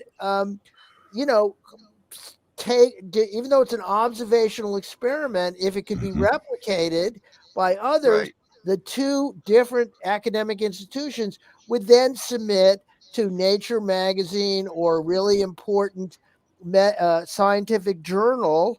I mean, not to mention the books of pencil written notes as you're going through each of the iterations. Right. So you'd have complete transparency of the notes, the process, the films, the footage, and they would acknowledge that this is unusual, and they would submit it for peer review. Peer review would be very critical. So real scientists would look at it, and the problem right now that we are facing moving forward for the next 50 or more years, assuming we're still around, is deep fake video. So at this point, technically, you have to have some incredible AI experts who can view things, but I do think it's similar to those great moments in, scientific history, when Darwin came forward, or when Einstein had his theories of relativity proved by actual astronomers who went to Africa and used telescopes. And wait a minute, the planets are moving just like. So this is so significant. You would bring in academic researchers. That's my thought experiment in an alternative history that doesn't exist. So what do we have? Well, Stephen, you tell us how. Well, And others what we tell have is how that we handled 115. instead of the government in possession of extremely strange and exotic material that they don't understand, bringing in materials experts or anything like that, or academics or professors of material science, instead they brought in a fake scientist who likes hookers and builds rocket cars. There's a and problem also with, there's a point that everybody misses. He gets credit. People say, "Oh, well, he predicted element 115 before anybody knew, before it existed." It was. I have a chemistry book from 1972, and on the periodic table, it predicts element 115 is on it. It's from 1972, and there was a lot of people predicted it, and then also it didn't have any of the properties once discovered. And the excuse for that is, well, maybe there's a different isotopic ratio that would be a stable element and would react like the element 115 Bob described. Bob said that they did every imaginable test on that material. If that was true, he would know the isotopic ratios of that exotic magic flying saucer material, and he could reproduce it. You hit it right on the nail. You hit it right on the nail, dude, because the most stable isotope, Moscovian 290, only has a half-life of 0.05 seconds. Yeah, it's a fraction of a second. Yeah, it exists for half a second, and then it's gone. So if he says that he's got it, what's going to be his excuse when he opens up that lead container? Well, it's gone. Well, the half-life is See, for every half-life, it gets half as strong. There you go. So basically, for every fraction of a second, it's going. Ridiculous. It's a ridiculous claim. Let's be honest, man. I mean, all of us at one point in time really loved that story, and it's probably a big reason why most of us sitting here are probably into this topic still. At all was that story for a long time. But I think when you look at George Knapp saying that, that I've seen. There's where he did his tests. I don't want to say it out loud. Yeah. But if you, I think why George said that. I think why George said that was because, look, he's a fan of the story, and I think he didn't see this kind of stuff coming. I mean, if he knew that later on, however many years later it was from that Congress would be there and there would be opportunities for them to actually come out and prove that it's real, I think he probably wouldn't have said stuff like that. I think he wanted to probably push that story a little bit further, and because you don't know. I mean, sometimes in his defense, it could very well be that Bob took him to some park or playground or wherever and said, this is where I've buried it. Don't tell anybody. Do you know what I mean? Like, it could be was told element 115 is buried somewhere. Sure, but at the end of the day, though, Stephen, I mean, we're at the point though where, like, honestly, even dredging up the stuff from Bob in the past, it's kind of all a moot point at this point. If the guy just doesn't show up, who cares? It's obvious the story's fake. Like, it's put up or shut up. If he doesn't, then I don't even know why any of this extra stuff really even matters anymore. But not to the UFO community and the believer community. These hearings are reinforcing backwards every fake story that anybody ever heard and still believes. I hear you, Art. I hear you, but at the same time, if you look at the excuses and look at Bob not going, and then look at his story, if you still think that he's telling the truth, you're never going to get to that person anyway. It's a lost cause. You're right. I mean, why even care? Why even care anymore? I don't care, but it is problematic. And let me use another conspiracy theory. There is some polling that indicates that 15% of the American public total, not just Republicans, 15% of the entire American public believe that Hillary Clinton and Hollywood celebrities are running massive child murdering and trafficking conspiracy rings and are killing children and drinking their blood for energy. That is believed by 15% of the American public.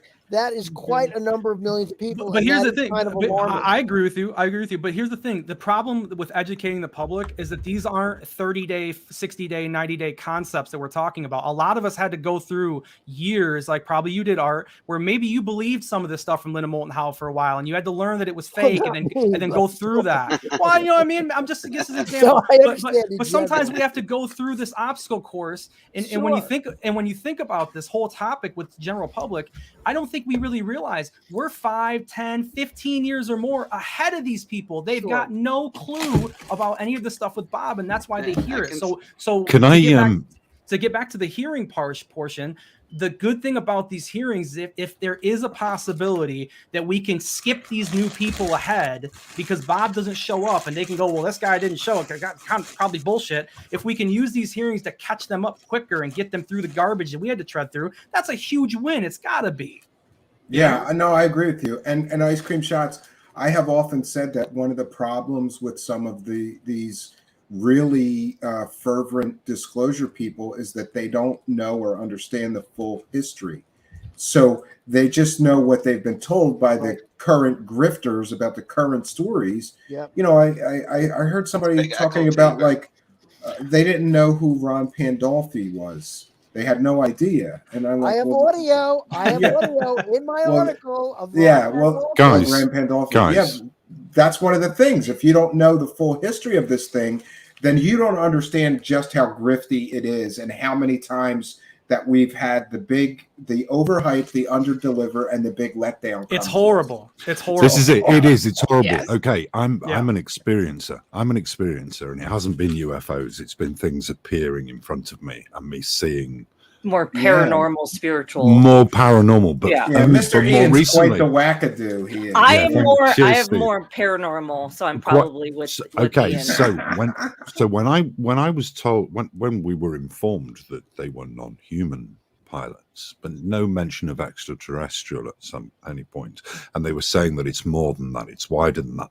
I was hoping today that we were going to get some announcement of the knowledge of extra dimensional, or that it was going to go on a more esoteric level than where's the technology level. I agree with you, mister. I agree with you. But at the same time, if you don't believe Grush now and he just tells you that now, are you still going to believe it just because he said it now? I mean, we still have to have I don't think that's where they're going with it. You know?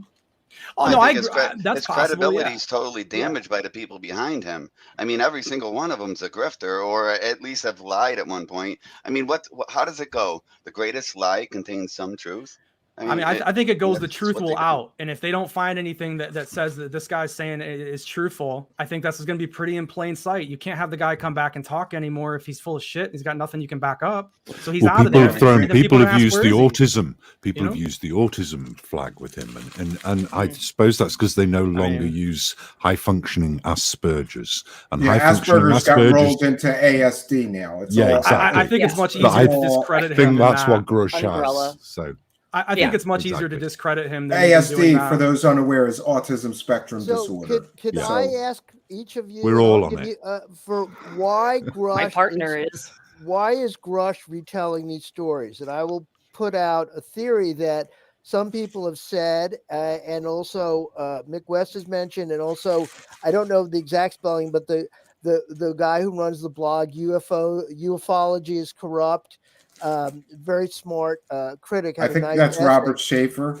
No, that's Bad UFOs. That's Bad UFOs blog. This guy has an an Italian-sounding name, and Ufology is Corrupt is another good resource. It's very good. So I'll look it up right now so we get his name right. The Names article, I think it was one of his recent posts. Here's a reasonable explanation.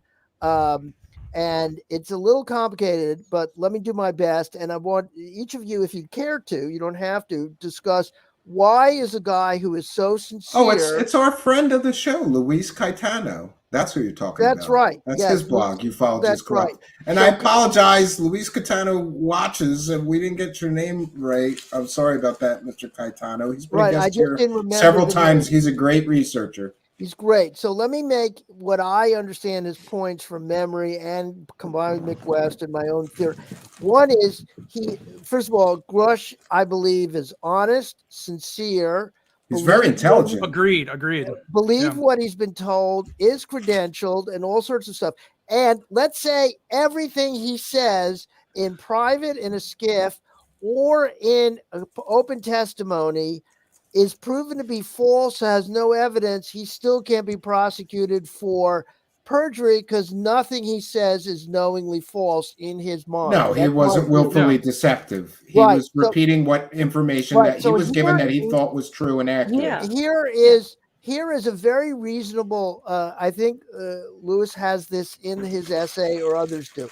And the concept is, because there's a belief system in alien technology that's now filtered into the military and intelligence circles in some subset, when people work in very compartmentalized aviation, modern secret technology, some of them will begin to believe that the section of the project is in fact reverse engineered or possibly reverse engineered.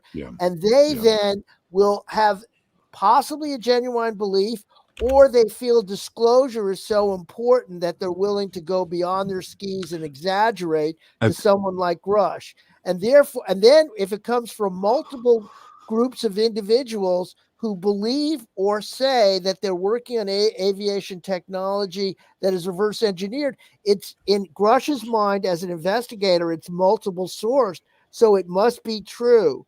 I'm thinking that's a reasonable hypothesis how a sincere individual could believe and say these things. I'd welcome all of you. Yeah, I think that's the only way that it's possible, because otherwise, I mean, why would you knowingly paint yourself into a corner like that? I mean, he's in a corner.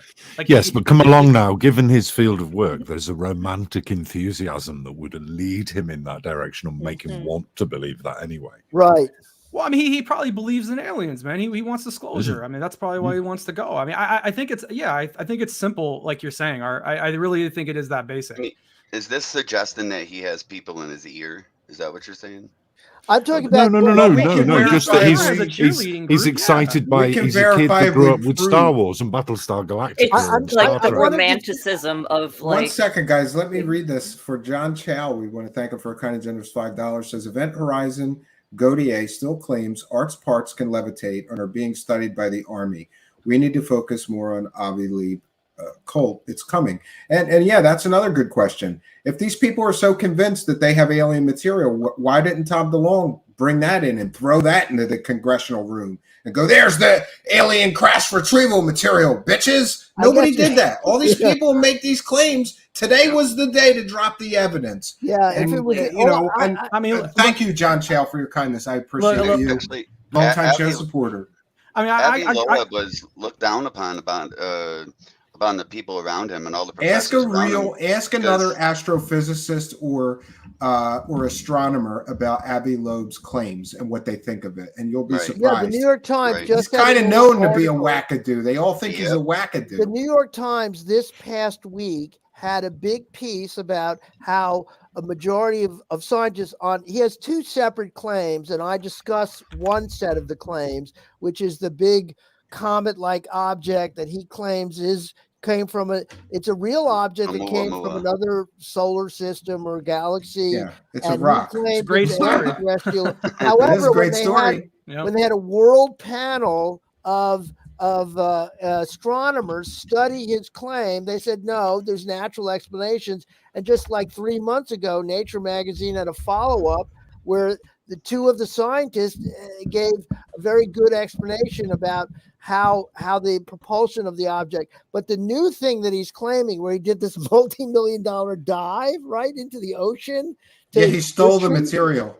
Yeah, he retrieved these materials and then came back and sort of claimed that, well, they could very well be alien. And then the point of the Times article was that fellow scientists overwhelmingly say no, it's not. Here's the thing too. What kind of a scientist that has any kind of sense of moral compass or ethics would do this? Let's talk about this. He's still selling the book on Amazon that claims it was an interstellar object. Right. The preponderance of the evidence and even the consensus of the scientific everyone, the consensus of scientists on Earth all say that that was not an interstellar object, and here's why. And they've got a great deal of no, evidence they and say it's proof. not they'll agree it's interstellar. Oh, it isn't an interstellar, but it's not. It's not extraterrestrial. artificial or So this is where extraterrestrial in the origin. new It's shock not a in that- technology. It's a rock. It's a natural formation. You know what? It was convenient for him to go ahead and get involved in this because, first of all, he was involved in a solar sail company. He was the chair for the solar sail company, and that was his explanation. Oh, they must have solar sails. This is why it's accelerating. So, of course, he had interest in it. You know, it's making money, man. But I would think if very, very, very true, though. Very if your true. whole theory that this was aliens got busted, what's you your would stop opinion? selling the book or put out a volume 2 of the book and correct the record. He didn't do that. He never will. You know what else you can find on Amazon? Truthseekers merch. Oh yeah, that's in the description of the video. Yes, I would say this about Avi too, though, is like isn't a big disagreement everyone has with a lot of these physicists and scientists is that they have huge egos. I mean, maybe he doesn't want to go ahead and admit that he was wrong. I mean, this could be very likely. Yeah, but the other part of it beyond the ego is, and that's what I highlighted in my article, noting who some of the people are still on his board as research associates, Nick Pope and Lou Elizondo, and then in his inner crew. So those are the advisor associates. Yeah, the two guys who ran fake UFO programs. Yeah, the Lou crew. Yeah, Lou for the United States ran the Pentagon UFO program from the land of make-believe. And Nick Pope ran the British UFO program from the land of make-believe. Neither of these people did that. And then the other, and this is in the inner crew, meaning inside the esteemed inner crew of researchers is Jacques Vallée, who went all out on the now completely, totally discredited hoax of the Trinity UFO crash, nuclear bomb and the little aliens. That's in my report on UFO crashes that's coming up. I'm doing 7 Jacques of them. Vallée did Close Encounters, didn't he? The do. No, the scientist in Close Encounters was modeled on him. That's the claim is that the French scientist, played by the great Trudeau, the wonderful French director, is in fact modeled after Vallée. Yeah. But here's the point: this thing in Vallée, which I tried to summarize, is to me one of the things that ought to be front and center in terms of an organized community effort by leading skeptic groups and others to force retractions by the New York Times, first of this 1945 thing. It's now a proven hoax. There's no question it's hoax. And the original article, Did Aliens Land in the U.S. in 1945 by the New York Times, which ran this year, and they used as the news hook the fact that that was the search that the NDAA required of the Pentagon. That article, before the hoax was revealed by D. Dean Johnson that I linked to, before the hoax was revealed, everybody who was intelligent knew it was a hoax. And the reporter from the New York Times literally did not use the word Google, skeptic, Vallée, Trinity, because they could have pulled up Jason Colavito, Mick West. They literally spoke to no skeptic, putting out this extraordinary claim. And to me as a journalist, in no other field of journalism, with this lack of effort to get a competing point of view in journalism, particularly if you're making extraordinary claims, is outrageous. Art, can I ask you a question, Art, please? Sure. My mother is 78, and when I mentioned this to her, she said, "Why are they doing all that again?" And I mean, you obviously have the wisdom of years to be able to appreciate that. What's your comment there? Well, in other words, it's an endless. You mean, why are they researching UFOs? Why are they doing it all again? They've done all this apparently because it was never resolved the first time. And this is another point. Is I also mentioned I do believe points in people like Michael Shermer and also reprinted by Jeff Knox is. In this day and age where traditional religious belief has fallen off, the alien mythology is extremely powerful and gives people a sense of larger meaning and higher beings. all of which, but it's cloaked in scientific technology and words. And so as traditional beliefs have fallen off, that this is an acceptable thing that can have an appeal to people's desire for Very larger much. It was communities. harnessed. It was harnessed by the German National Socialist Party, wasn't it? The Nazis, so to speak, harnessed the occult. That was the current Right. I think there's a after debate. dinner talk, wasn't it? You know, I think there I was. hope they don't do that with ufology. But ufology, see, it goes in ebbs and flows. I mean, essentially, it was quiescent and just a fringe thing until the New York Times. And the New York Times practices that I really tried to go into detail and aggregate some of the best reporting and writing on that and videos. That includes Stephen Greenstreet's New York Post and his fantastic lies about Skinwalker, Jason Colavito, among others, who were really Robert Schaefer, who were going after Leslie Kean. I try to aggregate that and add some new material, and definitely interviewed Leslie Kean herself. This is one of the shoddiest examples of journalism where they didn't do. A guy comes forward and said, I headed for most of its life the $22 million program, and he can't have offered them any reasonable evidence to prove he actually headed a funded program, and yet they bring him forward. That's, of course, Lou Elizondo. Then these two people who wrote this front page story are so in the tank for all sorts of mythologies. You know, Ralph Blumenthal wrote this hagiography of John Mack, the alien abduction researcher at Harvard, who essentially lost some of his post and was discredited.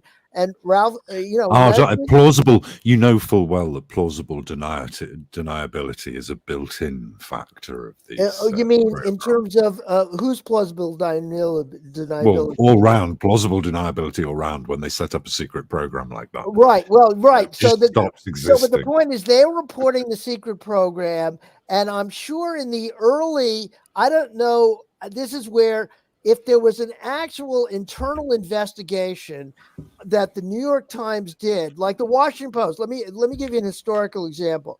There was a person named Janet Cook a few decades ago who got a Pulitzer for writing the story about a 10-year-old heroin addict, and she had made up the sources, and she got the Pulitzer, and then they went back and found out she didn't go to the college she claimed. She was a fantastic feature writer, but she just made the stuff up, and it changed the nature of journalism. You had to reveal your confidential sources to editors. But the point was, there was an internal investigation. They also at the New Republic, when a guy named Charles Glass faked his many stories.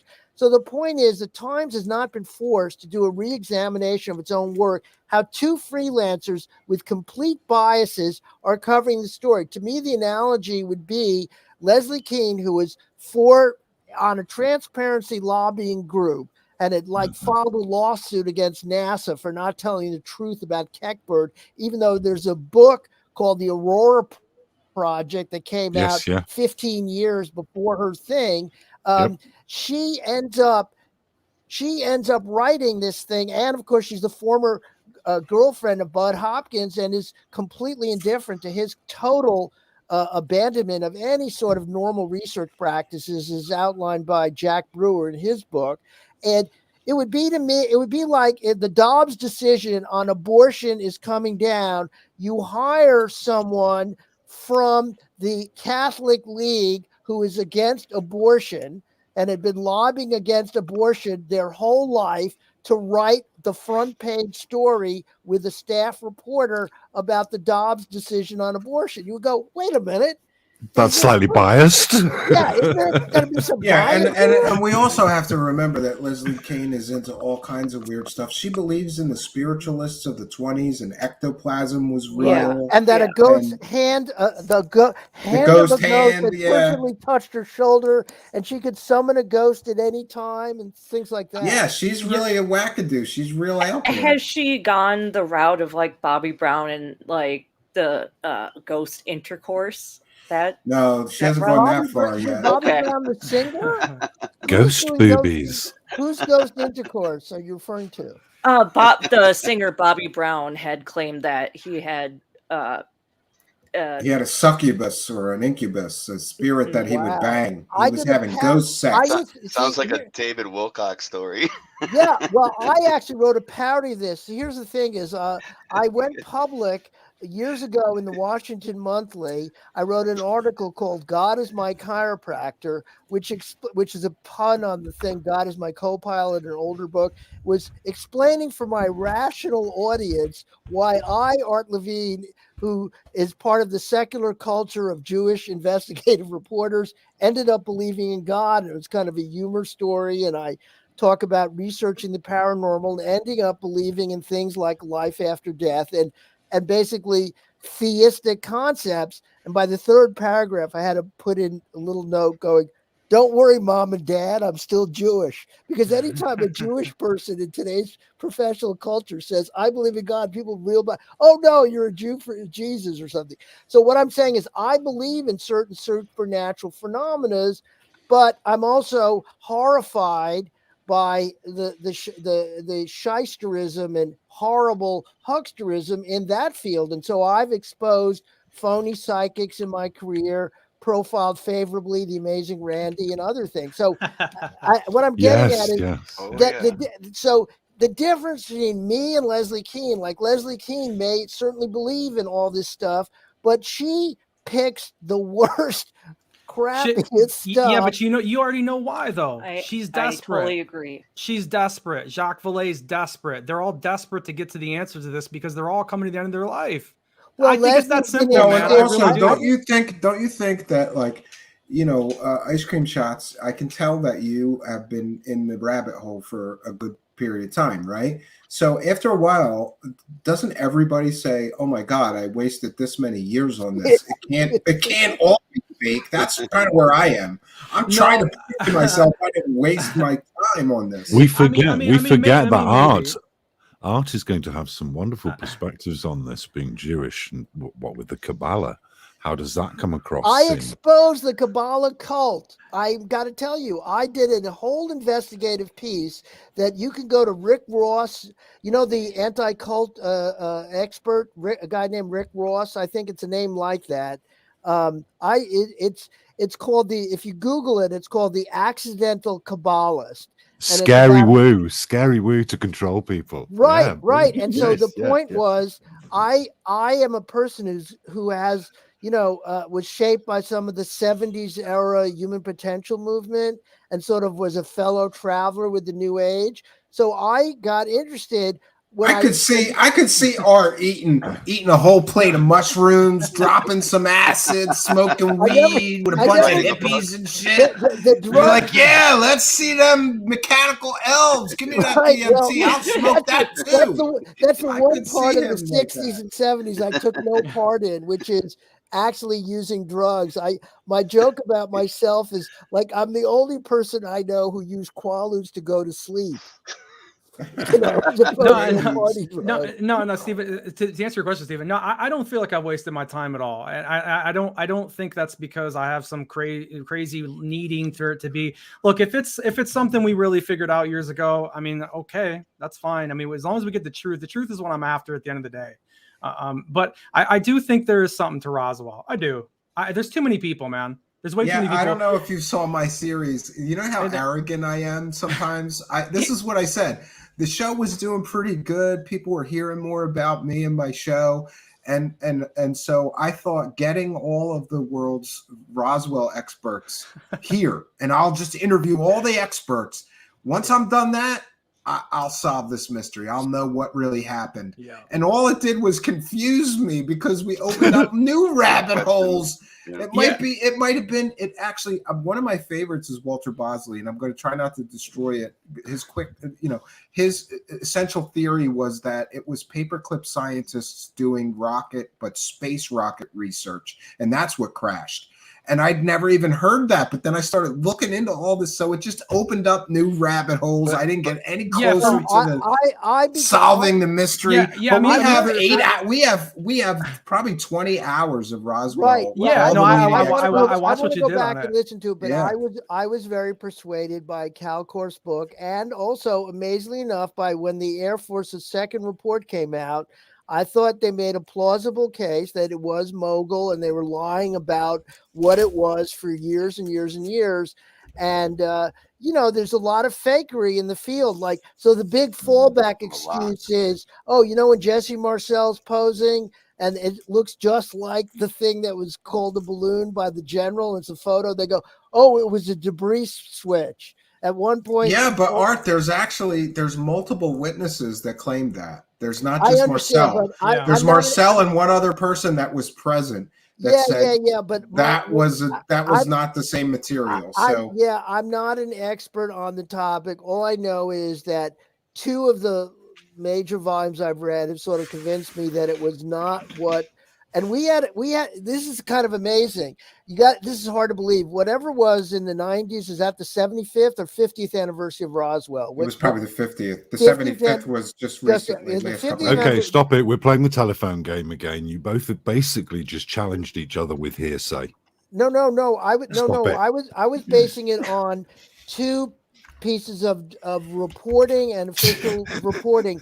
One was the Korf book, and the second was the more recent, the Air Force report on Mogul and Roswell. But all I was saying is, I'm going to tell you about a time long ago and far away you're not going to believe. I helped put together for MSNBC, and because I'd written about it for U.S. News, an entire day of programming on MSNBC in the 90s on Roswell. Do you imagine? I mean, I was suggesting guests. And the whole day of programming, I don't know how many hours, was devoted to Roswell. If someone could find that video, it would be absolutely fascinating. Roswell would have loved you. They could have built another couple of ice cream stands. Absolutely. Their town That's kind of what I try to do. I try to do hotel. I wanted to cover all of it, and I got to interview everybody except for one person that was on my list. So we brought all the. And I was so arrogant to think like I'm going to get every author expert and then we'll figure this thing out. Like I'll finally know, because the story switch is what did it for me. Why did they say it was a saucer, then the next day change it? Well, that's what does it for me. I think. Well, look, I don't think. I think they considered telling us and then go, hit the brakes. Nah, we're not going to do that. Flip it. No, I think they decided to change their mind. Yeah. This is that because Kenneth Arnold's thing was already there and it's in the air and people believing it. And, it gets a little tension for the base. You don't know the ego and power of the people who made that original press release and statement. We have a flying saucer. I mean, they put it in the press release. And it could be A, they genuinely believed it, or B, well, we may not know for certain, but boy, what attention we are going to get to the base, and we're doing. I mean, it's never happened. As we naturally enjoy hearing about stories like this, but the normal average human being on the street gets scared when the cloud goes over the sun. Yeah, isn't it by design that a lot of these frauds include things that can't be proven or disproven? I mean, so what when Stephen gets together all these people, right? How much of that stuff can't be proven or disproven? Right. So what else was interesting is that I didn't realize what a can of worms I was opening doing that, because these guys all had competing books, and there was absolutely. and what I didn't know, but I quickly found out, is that there was like a whole bunch of 20-year-old plus beefs between all these guys. Oh yes, and a lot of them hated each other's guts, and oh man, it was really tough to navigate. Man, if they lived in LA, it would be like Crips and Bloods. Well, no, you know who's like that now is Kirkpatrick and Grush. Now they made a big rap beef between them now. Yeah. It's quite a television show, I'll tell you. I was entertained. I could have watched 8 more hours of that today. I was entertained. But that's the point. They don't put Kirkpatrick under oath about these, to me, nonsense, easily disprovable claims that the guy who's the head of the AARO office.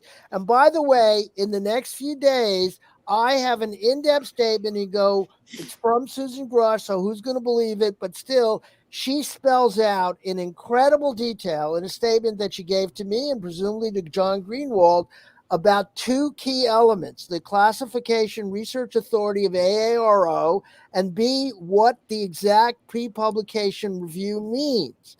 And to paraphrase, regardless of the different claims, they don't have the authority, something about Title 50, she puts in black and white exactly. That they do have the authority. Yeah. They do have the authority, and she spells it out. Okay. And, you know, obviously what happened today or the last few days where they gave this really explicit denial. But then in the pre-publication review, and this is a point that's quite important, and of course nobody asked about on the hearing, is you can't, he was given clearance to say every single point that he said to News Nation.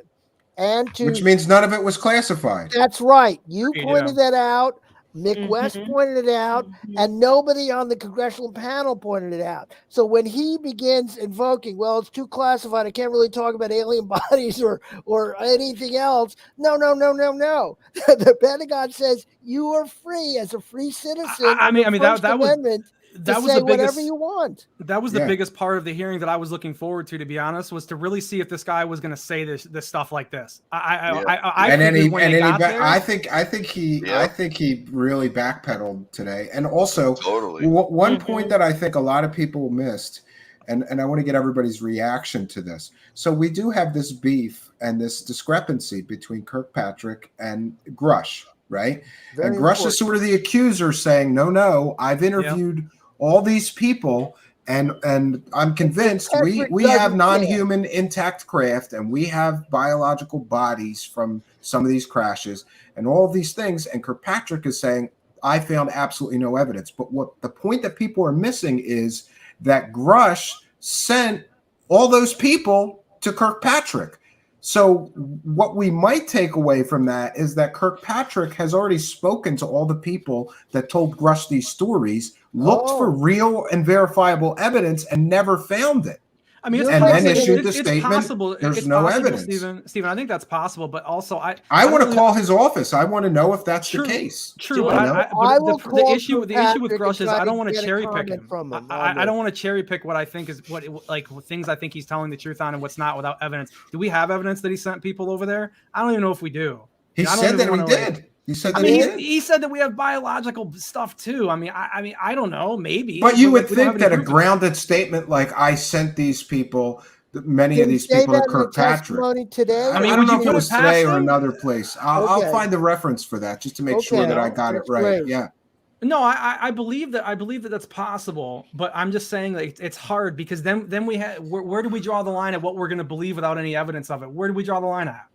This doesn't require. Well, we need to ask Kirkpatrick. He should answer that on the record. Correct. Did Grush send you his witnesses, and you've already interviewed them? That's a very simple question to answer. The yes or issue no. I have with Kirkpatrick is the DOD doesn't want to tell us the stuff. This is really apparent now that they don't want to talk about this.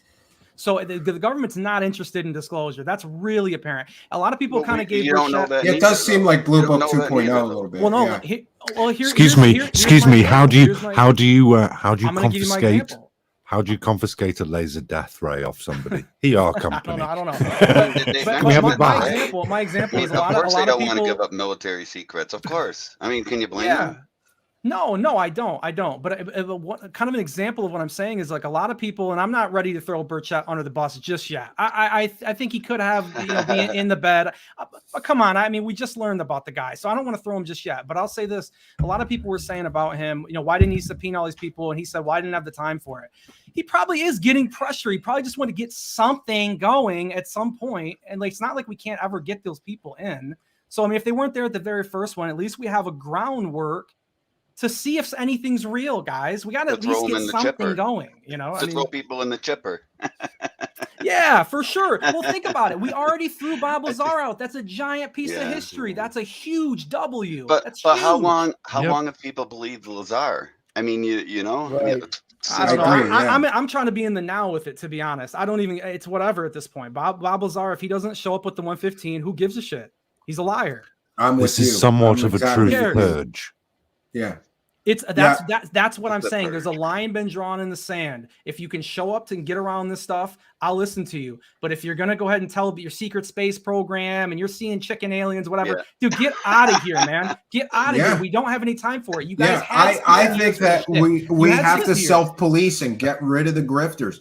Imagine tomorrow, if we could get rid of all of the fake storyteller nonsense people. You wouldn't have I think it's going to happen. What's going to be their excuse for these people? There isn't one. There isn't an excuse to not police. And that's why I get upset sometimes, because people get so angry at me for sort of destroying delusions and like I really do try to peel back the layers of deception and show how some of these people carefully create illusions of true stories. I always maintain that Steve was the kid at the party that saw how the trick was done. I saw where you put that card. All the other kids are like, shut up.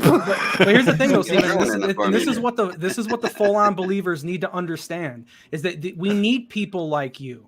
Because at the end of the day, if these true believers, if they really want to know the truth of everything, we have to rip it apart, guys. There's no other way, unless you just want to live in the delusion. Aggressively rip it apart. But live in the delusion, but don't get on Twitter and don't get around and say, we got to know what's going on. And then say, hey, don't tell me what's going on. Like, that's crazy. We can't have that. So it's a false anger. They should be on your side going, oh, okay, that's fake. You proved that to me. Let's move on. Well, you raised a point about anger. That is a really critical point that I try to highlight in my article, and there'll be additional reporting about harassment, the toxic culture, on which Stephen's show last night was brilliant. Okay, and his anger was righteous and justified, and Art, it gets demonetized for no reason at all, and then he makes nothing on the ads. So someone is on this. Someone is basically reporting every show. Well, people can do it in mass, and then they mass report it. The notion that there was can be directed. There was digital bullying of skeptics and of the YouTube hosts and so on, and I document some of that in. I think that is one of the dangers. And when he said the cult is out of control, that really is true. Because one of the terms he didn't use, but has happened in the MAGA cult and so on, is what's known as stochastic terrorism.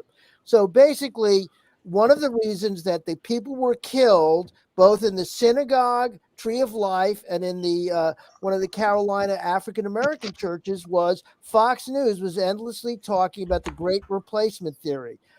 Tucker Carlson did 400 episodes. And the Walmart in Texas too. Right. Art, move your hand, my darling. There you go. Okay, so they were talking about endlessly, and that is, and Steve Greenstreet has aggregated a lot of those comments, and I linked to it, where the body should fall and knock down the doors. The very violent rhetoric of Jeremy Corbell, it helps promote a kind of engaged, angry audience. Now, if you have just one mentally unstable person who has a gun and is listening to how the government is hiding the real truth them up to the life-saving technology, then, somebody like, some government official or scientist or skeptic could find themselves attacked and have direct violence. And that's why I have that quote from the guy goes by the name Manny. How long is it going to be before, the paraphrase, how long is it going to be before one of Lou Elizondo's followers guns somebody down? That's it. Yeah, I mean, Lou's kind of out of the picture. Well, let's get the opinion I don't really know where he's been, Yeah, let's get Thin Lizzy and offer some opinion on this kind of stuff. Just like what Art said, those are perfect examples about when you mix mental illness and conspiracies, and just how people are so fanatic. And it's like, you can't say, like anything against, the narrative or whatever. Just like, I've been on show before, and then asked me about To the Stars Academy. And then I was like, because I always had a bad feeling about that organization. And then I kind of said something about Blink 182's band sucked. And then the host kind of said a snarky Yeah, because he's concerned with access. He wants to interview those people. He's like, oh, you probably have, a whatever poster. And I'm like, no, I'm a metalhead. I don't do that, but so I agree. It's only a time before something is going to happen that it's going to be, some mentally unstable person. But chicken licking. And Yeah, it's but not chicken people, licking. like, It's not people- chicken licking that was dangerous. That's the thing. People Chicken like licking you- went What is around chi- telling what is everyone. chicken licking? I don't. Chicken licking that was sat under a tree and a leaf fell out of the tree and hit him on the head, and he went, "Oh my God, the sky's falling in!" I thought it was And he chicken went round. little. Okay. Chicken is that the Chicken you've little? never- In America, Chicken Chicken little. little in the United States. It's chicken Yeah. Chicken little. licking. We Yeah. are. Okay. Not So- chicken licking. and he runs you around. English people are weirdos, man. Yeah, you Well, guys are and then- weird. I'm part English, So- so I'm like, yeah, you guys He are goes- weirdos. So he Why- goes around telling everyone the sky's falling in, and all these people Right. make a account for the sky falling in, basically, and make adjustments to their lives as a result of this one chicken licking. So she's quite right. No, I agree with her too, and I agree with Art. The same what you're saying too. I mean, it is a dangerous situation, but I think that's why I agree with what John Greenwald Jr. is saying, which is they have to go ahead and turn up the heat now. We don't want to keep simmering the situation. The longer and longer we leave it around like this in the public, that's when you create the infestation of these problems. So if the next hearing is going to come up, they need to go ahead and get some people moving and go ahead and say, hey, we're going to do something with this or we're not, because that will cause an issue if it sits around. No, but Well, that's why I I was think glad that, that but the- allowing it to spin, like Stephen has said, kicking the can down the road, the grift industry, Chase the carrot. Yeah. however you want to term it, the more the concept is these guys, I believe, did a very good job for the general public, adding credibility, and for the general public, they'll keep moving it along, and it'll be a long time, if ever, and I'm in the if ever camp, that there'll actually be confirmable hard evidence of these claims coming out from the government or any other method that is actually provable, particularly in the era of deep fakes. So as long as it is still a real possibility, in theory, the grift continues. Yeah, but at the same time, it's though, the always longer going to they make money. You know, if it's going to make money, that grift is always going to try to like, oh, the Oh, hopes if for somebody- the next one, the if- next one, the next Right, one. You right. know? Well, agreed. They've been letting it simmer for quite a long time, but the problem is the more that you bring this in the public, you're gonna enhance how many people you're touching. That's gonna make it more of an opportunity to run into the wrong person. Okay, So look at you're it on the bringing in other more side and of more. this. You know? I don't think they Look can. at it on the other side of this. What about there's a positive thing that can come out of this. People are more aware that there's ships up there that our government can't even tell what the hell they are. You know, they're probably not alien, but you know, we have enemies that have ships we can't even detect. That or is a identify. good point. Well, we But have somebody Yeah, I'm joining just the not. panel here. I'm just not a believer at all that it's some other country, man. I Harry. think we'd already have issues with it. There's just no way. The only thing I could think of other countries being involved is if we were low key working with them. That's the only other thing I could look at. Spooky is joining us from the Crystal Hippie Bitch show. I thought that was easier than putting Totty Wabo because no one knows what that stands for. So.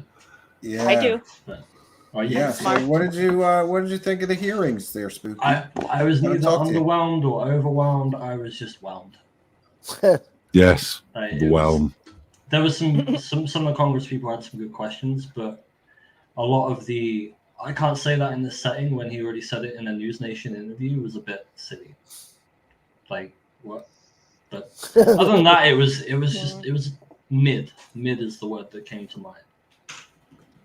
I pre-made the cookies. disaster I and thought something. it could be, but it wasn't. It wasn't like the slam dunk. Everyone was like, "Oh my god, it's gonna happen."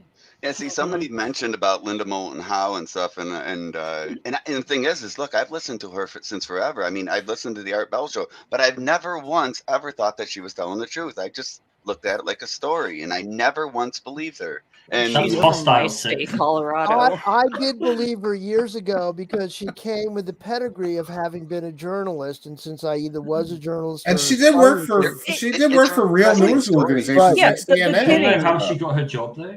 She won Miss America and then got hired because she was attractive. No, Have she we- won have Miss we seen Georgia. her She never early won. She picture? was never Miss America. She won like Miss That's why she- Georgia or something like that. Yeah. Catwoman. Maybe I'm wrong. She won like a state. I mean, I beauty like cats, so contest. I She mean, was I definitely a can't. beauty queen. She was in all the beauty Well, contests. listen. I hope the best for the woman. You know, I mean, I don't wish any bad on her, but at the end of the day, I think she's a really good example of when you never come out of the hole. right. She's still there There you go. after She- all these years. You know what I mean? Yeah. And let's She welcome our friend was Gabber Beast kinda- TV is going to join Like us. she as was well. authentic in the beginning. Good and night, then it's everyone. just, like, Good night from you know, Australia. experience. Every time you come here, what is with your microphone, man? Every time you come here, they're going to start screaming at me about how. G'day from Australia, everyone. I had it muted before. Sorry. The gain is like higher than me right now. Just don't speak. Lower the volume. That's a cat. Kitty. I'm going to try to fix it. Every time he comes here, he comes in like he's blasting through a megaphone and 6 microphones at once. Every time. Is that better? Is that better? No. It reminds me of a Call of Duty lobby from about 15 years ago. I know. I'm trying to get to it. I'm having issues here. I lowered the input. There we go. Okay.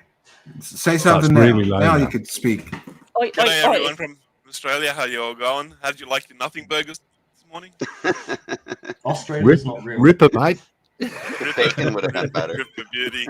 I think this Congress hearing was like just nothing burger. I didn't expect nothing from it. We got nothing. Right. Huge nothing burger, just like Steven said. But this is a first for like Earth's history. We've never had anything like this before. All they've proven is UFOs exist. They got crash discs. Aliens exist. There's UFOs in the you sky. said proven? We're filming. Yeah, we haven't proven that yet. But... We haven't proven Australia has loads of UFOs. Go up Uluru with a camera. They can't They talk about it. acknowledged it. It's top secret. We have to have a skiff so we can talk about it. Yeah. And I think Spooky is absolutely right. It's interesting that he couldn't repeat the things he said on News Nation. He had to go in because that's top secret. You just said it on national television. Right. And you were cleared by the DOD that it wasn't classified. So why can't you discuss it here? It's just Ross ridiculous. Coulthard lied to us. Ross Coulthard lied to us. He's got nothing burgers to share with us. He's just the biggest BS Australian, disrespected, lost his job in 60 Minutes journalist we've ever seen. I'm sick of his BS. How many nothing burgers does it take to make a completely balanced meal? Wait a minute. It was an impossible burger. Wait a minute. I want to try something here because we do need to make some clips. So I'd like to make a clip piece of tonight's show. So everybody think about something important you'd like to communicate. But for Gabber Beast TV, I'm going to solo him, and I want him to answer one question for me. And I know you might have just done this, but let me see if we can't get you soloed. Why won't it do it? There we go. Okay, so Gabber Beast TV, you're from Australia, and so I think you're uniquely qualified to answer this question. I'd like you to tell me what you really think of Australian journalist Ross Coulthard, because I'm from the United States, and we don't really know much about him. So, 1 second. Let me wait till you're soloed. Hold on before you answer. So we're from the United States. I don't. Most United States citizens don't really understand his history, and why isn't it not soloing you? Hold on, I apologize. He is. Yeah. Yeah. I must be behind. Okay. I have issues. Action. Ross Coulthard. He promised everything at this Congress. All the information is going to come out. He promised a mountain of things. Ross Coulthard is a disgraced Aussie journalist. He is a shit cunt. He nothing burgers, nothing but nothing burgers for over 2 hours. I wasted 2 hours of my life. He's a disgraced journalist. Lost his job at 60 Minutes. Lied on 60 Minutes. Lies everywhere he goes. I'm sick of this Ross Coulthard. He's a horror. Disgraced Aussie journalist, and all the Aussies know he's full of BS. Okay. Tell us how you really feel. All right, that'll work. Yeah, because you know what I'd like to do, friends? I'd like to make a sizzle reel so that for future panel shows, people can know some of the things they can expect, from the panel members. And I have to apologize. I'm having a computer issue here. Like I'm running out of RAM, and there's no reason that I should be. So. So memory leaking Chrome or something. Google Ian, Chrome. That's do what you call that a bun, a roll, or a cob? Or is that a scone? Or is it a scone? This Yes. is a nothing burger. Oh, I see. Okay. What do I think, Stephen? If you turn your monitor around, you'd see 50,000 Google Chrome tabs open. You wonder why you don't have RAM. No, I'm down to the one. I promise you. I swear. I can share my full screen. This is a cheese and cracked. Well, you know, pepper what's bomb. one of the funny things is once in a while, I remember we had a panel show where like my computer just totally blew up and I just left. And the panel was like confused, and then they just all started talking over each other the whole time I was gone. So it was interesting. I'm going to see if we can't regain control and I don't have to bounce out of here for a minute. But even if I do, I think you guys can occupy yourselves for 1 minute or 2 minutes. We will burn the place down. Yeah, we were pretending to pass a piece of food. Ian and I were doing that. Like, that was going really like that. Funny. That's great. You all have You so need to have a bun the other side. All right, so ice cream shots will be up next for the question that I have, because he made some excellent points, and I think I would ask him about what you made a very important point earlier when you said, that this hearing did one thing really well, and especially what do you think this hearing taught us about Bob Lazar and the veracity of his claims? I think it proves Bob Lazar's story once and for all is fraudulent. That there's nothing left for him if he doesn't show up, if he doesn't bring the 115. The story is dead in the water at that single point. Every excuse that he's made along the way to not show up, the cheerleaders, Corbell and Knapp, who have done nothing but promote him, profit off him if you're Corbell. They've done nothing but make excuses that don't help. Bob Lazar says he doesn't know the public, doesn't know ufology. You do. You came out with your story and said, hey, I got to survive. Here's my story. Please listen to it so they won't kill me. That you owe the public, man. Either get down there and prove it, or I don't want to hear from Bob Lazar ever again. Good. Perfect. Yeah, perfect. And I'll think of some questions for you other guys. In the meantime, I would like to ask everybody, really, what do they think comes next from this whole fiasco? Because it seems to me like the true believers are taking a victory lap, like this is some kind of win.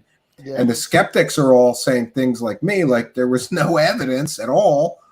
And then there's these arguments erupting like, well, testimony is evidence. And so it seems like, no progress to me, because the true believers, they take a victory lap no matter what happens, it seems. And so do the skeptics to some extent, because some of the stuff is easy to pick apart. So what happens next? And we'll go down the line. We'll start with Mr. Ian. Oh, shit. Oh no, we'll start in reverse order. We'll start in reverse order. Gabber Beast, what happens next here? What is your prediction for what's going to happen next here with Grush, with all of this? Yeah, my prediction is we're not going to get nothing from Grush. He's only going to speak in skiffs. Yeah. Encrypted, secure, center to the Congress. And then Congress will be like, we can't tell the public this. Maybe they'll pick apart tiny little bits and just feed us, dribs and drabs. But right. It's all top secret. They can't. I don't really expect much. It's a win for UFOs exist, aliens exist. All the UFOs. Me and my sky watching friends film. There must be something UFO, human UFO, whatever. But I don't know. It's a stepping stone. It's a first step towards. Everyone wants disclosure. Everyone wants information on UFOs and aliens released. It's a stepping stone, but it could be a year away. It could be 10 years away. It's a slow process. And everything that we want to hear, the good details that can confirm lots of people's stories, or debunk them as fakes, frauds, and fake guys. They're not going to give us that information because they keep saying, I can't discuss this.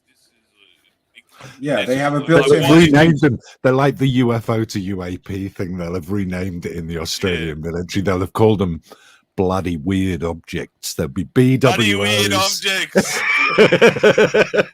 Shit cunt flying objects. watch the cursing, please. Oh, sorry. Yes. Sorry. And, I know in Australia, that word isn't. Yeah, the CT word. But for yeah, YouTube, it's bad here. Grogu but for Wolf. YouTube, it I is. just wanted to take a moment to address this because a lot of people are saying this. It's a win. Grush swore under oath, so now can be sentenced to jail if he's lying. That's not true. Not true. Because he has to be able to. They have to be able to prove that he willfully deceived everybody. At the end of the day, even if all of his information turns out to be 100% fake, he can just say, "This is what I was told by credible sources, and therefore I believed that I was not lying." They would never prosecute him. And the other thing is, it's incredibly rare for somebody to be prosecuted for perjury from a congressional hearing.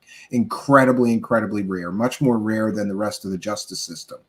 You know, I mean, a lot depends on judges. Some judges really react fiercely if it's brought to their attention that you lied in their courtroom willingly and knowingly. They slap you with a perjury charge. But congressional hearings, it's very, very rare that anybody ever gets to look at all the false testimony we've had in Congress. Nobody's charged with perjury. But isn't So it the case I don't that believe that he will ever be charged with perjury, no matter what shakes out from his information. Well, isn't it the case that most of the information is third-party information, anyways? I mean, who Yeah, can rely on that? Yeah, and I wanted to go next to Spooky for Spooky's prediction on what happens next with Grush and this whole thing. So, I think a lot of this today was about positioning so that there was a lot of talk by Ryan Graves about his Americans for Safe Aerospace or whatever it's called, and I think the next step. The two next steps I see is Chuck Schumer's enacting some kind of UAP review board within the apparatus, and two, I think it's going to be private contracts to private entities to try and do sky tracking or UAP tracking, because the U.S. government will go, oh, well, we don't know what to do. We need to bring in outside help. Yeah, and he's going to get the contract. Right, but you remember when Luella Zondo was talking about this one sensor that can detect everything? Yes. So I think a lot of these contracts will have to do with getting this technology out of that private bubble, that classified bubble, into the hands of these private companies that are doing government contracts to search for UAP. Now, whether they actually find UAP or not, they stand to earn a lot of money from the acquisition of the radar technology. So I think that's roughly where we're going. Okay, and next I wanted to. My order got screwed up now. I think the Sixth Sense was next. What is the Sixth Sense's prediction of what will happen next with Grush and all of this? Well, I agree with what Carrie had said there, but I'd like to add that, I think that they'll still try to get funding for this, especially the stuff that, there's no oversight. I mean, come on, there's got to be something for some people to check this out. And they spoke of transparency, by the way, and I thought that was interesting. I just wonder if the people that are voting for these congressmen and women, if they will continue to support them, because look at how nonsensical a lot of this stuff is, or there's no real information or evidence that any of it's real. I mean, and hiding this stuff behind closed doors, that's just wrong. I mean, look, as you said, what he said in the News Nation interview, it was all public. He was cleared for it. Why can't he repeat it? I just think it's all suspect, and that people will lose faith in it. Although I think that the people the Cosmic Cons will still continue to try and see what they can do. I don't doubt that. Trademark. Yeah, trademark. And let's get Ice Cream Shots. What do you think will happen next with Grush? Is he going to show us any evidence? Is it going to crash and burn? No, or we're going to kick the can? What do you think is going to happen next? Quickly before you answer, I just want to say to everyone in the chat, hit that like button, caress it softly. Yeah. Go ahead, Ice Cream Shots. Yeah, like and subscribe. It's a tough prediction. I think anybody can say that. It's hard. I think at the end of the day, if Congress has the ability to actually get in and take a look at what Grush has been saying and get to these people that he's been talking to, then maybe they can get something out of it. But I think most likely my prediction is that they're not going to have the clearances. They're not going to be able to get into those areas to even be able to confirm his story. And most likely by the first quarter of next year, the ufology is probably going to take a real big hit, guys, and we're not really going to be able to move much forward. We're going to go backwards. Oh, that's kind of what I think may well happen. And we'll get Mr. Ian next. What do you see happening with Grush? Is he going to come through with any evidence? Will this crash and burn? Is it going to be kicked the can forever? What do you see happening with this situation next? I think he's going to be playing a lead role in Russ Coulthard's latest film that's coming out soon. Well, that's cheating because you know about that, and most people don't. Is it called How to Make Money and Alienate People? Yes, that's a good working title. Stuff in the eggs. Yeah, and I have to say, Art, you'll appreciate this being a journalist. So I have I have the Canadian source. I'm on the phone with him, and he's explaining to me this meeting between Gary Nolan, David Grush, and the Canadian, I think it's Larry Maguire is his name, the Canadian member of parliament. And he's explaining this to me. And then he said, the thing that I found strange while listening to this meeting, and I'm like, what did you find strange? He said that Ross Coulthard stopped David Grush and Gary Nolan, who started talking about a particular subject, and said, no, we have to save that for the documentary. Let me. The Observer thought that it was pretty crazy that they said that right in front of a Canadian member of parliament. Like, don't tell him that. We need that for the documentary. And I was kind of blown away because that would mean that David Grush already had a documentary deal in place on May 15th or earlier, before anybody knew who he was. With distribution rights through Warner. They have not announced a documentary, no, but we have reported on this because this is good sourcing and sort of verified by other methods. So it's interesting that he had a documentary deal. Mr. Ian cheated. And we'll get Thin Lizzie Borden is next. I want to know what we'll get a female perspective in here. So this is not such a goddamn sausage party. A sausage fest. A sausage a kielbasa fest. So what do you think will happen next with Grush and his claims, and will he provide evidence? What's going to happen, do you see? I mean, you mean physical evidence? No, I just want your take on what do you think is going to happen next with Grush? Whatever.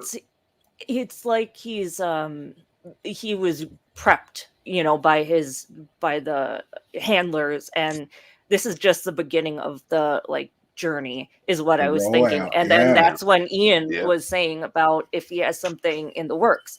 And then my mind is, why was Knapp writing stuff down so much? And he gonna do, it's like, is it gonna be a book, and are they gonna join up to do something, to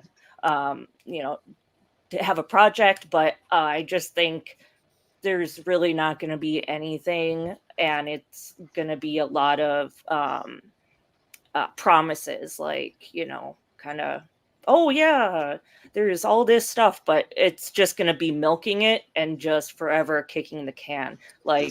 Affinity, it's kicking the can in an affinity side. The feeling of absolute distraught disappointment if you went to a witch doctor and realized that what they were peddling wasn't going to save your life, but everyone around you wanted you to believe that it was going to.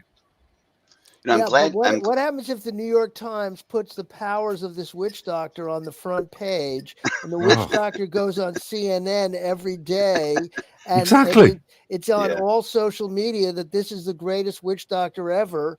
It kind of has an impact. Yeah, it does. Yeah, but as an experiencer, when I see things like this play out, it doesn't give me any confidence in ever being able to get answers. Yeah, I agree with you. I don't think it's about getting answers from any kind of government institution. It's about finding answers some people need to be told by a government for disclosure for their mind. The WEF are trying to get us to sound more appetizing than this nothing burger. Can I answer a question, Stephen, if you'd like? Yeah. You were next on my list, Art. Relax.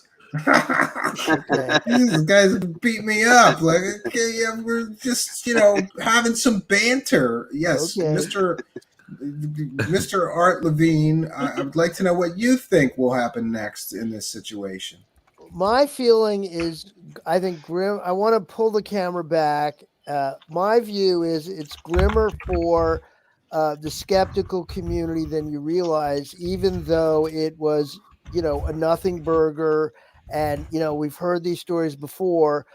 My feeling, it was when I was watching it, I had the feeling as if, although I didn't work on it steadily for a year, I worked on and off other projects. It's as if my entire article never existed.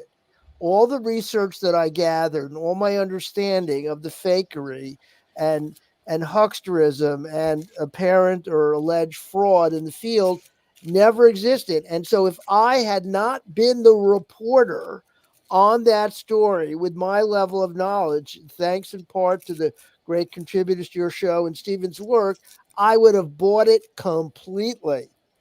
You see, and I think it's very important to understand. And the other point that is really significant is one, they were persuasive and credible, and no, they didn't have the hard evidence, but that's because skeptics are asking for hard evidence, and the skeptic community is not front and center in the national debate. But the thing that really brings it over the top, and to me, it's a signal event in the loss of critical thinking in our country, because the Democrats were all in on this.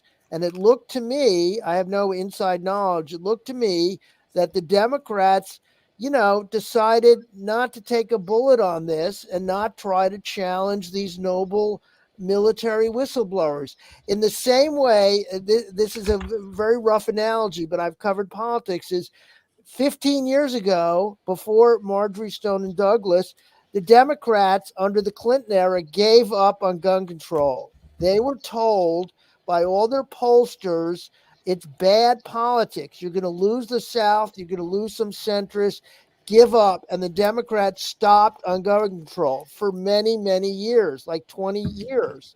Then I'm just saying that's what actually, in this case, this has gotten so much traction that the Democrats decided to essentially fold. So people who would normally, like even AOC or Jeremy Raskin and these really, really high-profile Democrats, who on any other topic where the right wing is pushing it hard, they would have some critical questions. This is the one topic that unites the parties and unites the media. So New York Times and Fox News, pretty much the same. And the level of support that Gillibrand and Schumer give this adds a certain supposed gravitas to their claim. So my view is the pro UFO advocacy community is correct in calling it out as a big win because of the lack of any pushback of any kind from either mainstream media. Now, the Guardian had a nice, good summary story, and they quoted an excellent historian and journalist who had written on Watergate, has a book coming out about the history of the disclosure debate. His name is Graff, and he was critical of it and talking about it. But the upshot is, since there was no skeptical voices in Congress, and there have not been for 6 years, close to 6 years, okay, zero skeptical voices. And most mainstream media outlets are just too happy to have clickbait. This is a big win for UFO advocates, and it will enable the hucksterism to keep going and going and going for quite a while, until eventually some of the newer recruits who will be coming into the UFO believer community, many of whom come from a progressive community. So, for instance, I'm a fan of a very, very anti-authoritarian liberal podcast called Gaslit Nation. Excellent. Best-selling author Sarah Kendzior, Andrea Chalupa. These are excellent people, very influential, very popular podcast. They are hardcore UFO believers, and this hearing absolutely would have done nothing to dissuade them. So if you are open-minded, quote, to UFOs, be in the center on the issue, like either way or hardcore, this is sort of a good confirmation. The skeptical community, and that's what I'm waiting before I do my follow-up articles. I'm waiting for Nick West or Charlie Weiser or really the great people who are out there to do a kind of in-depth rebuttal of the specifics of these claims, showing why there's alternative explanations and debunking some of the claims, newer ones and older ones that came forward. That's Art, that's it though. That's it. Look at the clowns that they pick for this. They don't pick Mick West. They don't pick Stephen Greenstreet. They pick the biggest clowns you could ever imagine. The worst person for the job. I mean, that's You mean in ridiculous. terms of the witnesses or the members of Congress? No, the people that are running like the UFO program and stuff like that, or what do they call it now? AAO. Have you spoken to Hal? Art, have you spoken to Hal Puthoff? I definitely communicated with him by email. If you read my article, I presented him all the criticisms of his, 40-year track record of never producing a thing and being, I call him the Zelig of unproven paranormal and UFO projects. Because he's been, you have a very reasoned mind, though. I'm seeing Eric Weinstein. If you were to... Right, I copied Eric Weinstein my article. And what I'm getting at is Puthoff did get back to me and sort of explained his relationship to TTSA, but didn't address the substance of the critiques. It was funding. Funding was the connection, wasn't it? Right. That was it. That's what he said. But in terms of Eric Weinstein, so Eric Weinstein is another person, kind of like Lex, who does that big podcast. These are smart, educated people, very sophisticated, who, based on what's come forward from the New York Times 2017 through now, are generally very much in the, well, there's definitely something there, needs a lot of research, and they ignore completely the very good reporting that's gone on. And I'm crediting people like Stephen Greenstreet and Nick West and Jason Calvito. And what I added on my own to it is, and some of the filings and information I gathered. None of that sees the light of day. Don't bother me with the evidence. My mind's already made up. They don't get the attention they deserve. I love that quote. Right. I use that one and have facts in hand before putting mouth in gear all the time. I screenshot. Right. I miss him. You need a shirt that says that. Have facts in hands. You need a shirt that says that. That's a good one. I'm sure. But the dominant UFOs are likely real and a very real threat. Particularly, alien piloted UFOs, and they are a threat, are real, and here is still totally intact, has not been shaken, and I think it's going to draw in more recruits. That's my unfortunately. take. Yeah. That's I mean, it's disturbing to know that. Important because you're raising scientific, rational, anti-conspiracy, common sense points of view. And, I'll do my best as a journalist to try to amplify that perspective while also seeking comment from the proponents. We know that there's something big in the asteroid cloud. The facts that we have at the moment, and I mean facts. There are 650 flight paths around the Earth, over 650 flight paths around the Earth of unknown objects, and we just don't know what they are. We've been monitoring them for over 30 years, and the CIA has as well. Now, UK research matches what you guys have got. So that's a set of facts. There is something there, definitely. We don't know what it is. Look what happened. Was it last week or the week before that? There was something, or there was an asteroid that flew between the Earth and the Moon, and we didn't know it for like 2 days or shortly. I mean, well, it wasn't a threat, so they didn't want to scare everyone. Yeah, it's pretty close. I think that Art has a lot of great points here tonight. I think that it's wonderful that he's a guest, and thank you, sir, for joining us here. Yeah, amazing. I just want to say that look at this is what this does for us. Skeptics work together to find the truth, where grifters work together to hide it. I mean, wow. Hey, can you print that? Type I'm stealing that. Whoa. I'm stealing that. You'd have to go back and once in a while we get a really good guest And Whoa, you know, whoa, I want art. you to Scan through the video till you see me waving my hands, Steve. Right. have you taken the time stamp down? I hope so. Yeah, I know. I wanted to say about Art coming here. You know, Art has a really big drinking problem, and I sent him 3 bottles of this morning by special delivery, and I told him to drink that, and then I said, "You got to come on the show, Art." And so he's only here because he's half lit. That's what it is. He's slumming it here I'm the with biggest us. non-drinker that you could find. I'm just busting your balls. It's okay. I don't drink either, so I'm right there with you. Yeah. I traditionally get bought a bottle of Jack Daniels every Christmas, and I usually I've given most of it away over the course of the year, and then a new bottle appears. I just don't. Oh, that's good. It's nice to have that for guests if somebody wants a shot. You know, exactly. We used to have a bar here, but unfortunately, the whole bar is glass. And then if you have a bar, it's filled with glass bottles. And my autistic son had a phase where he was crazy about breaking glass just to hear the sound. And that's very dangerous. So we got rid of it all. He used to pull light bulbs down. He would unscrew light bulbs just to throw them and hear the sound. You know, it's bizarre the sensory needs of some of these affected children with ASD. Luckily, he's gotten over that now, but we're still afraid to put the bar back. And I quit drinking, so we don't need it anymore. You know, we have a bar right nearby, so if we ever have guests, you know, I could just take them over there. Yeah. Yeah. The thing really that stopped me drinking was I think I watched a video on someone to put a live nerve in a petri dish and you put alcohol in it and the nerve dissolves. And they said that sensation that you get when you're drunk and the insensitivity that comes with it is literally your nervous system still eroding.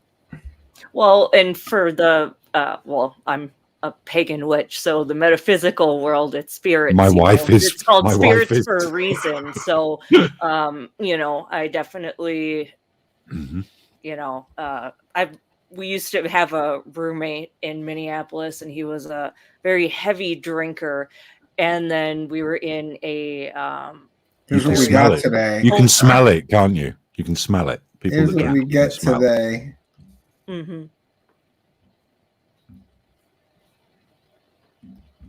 Like they say that aliens smell of ammonia, don't they? Aliens smell of ammonia because of their digestive system and the way sulfur, the way they eject sulfur. stuff. Yeah, yeah. It's the same with drinkers. They eject the alcohol through their skin.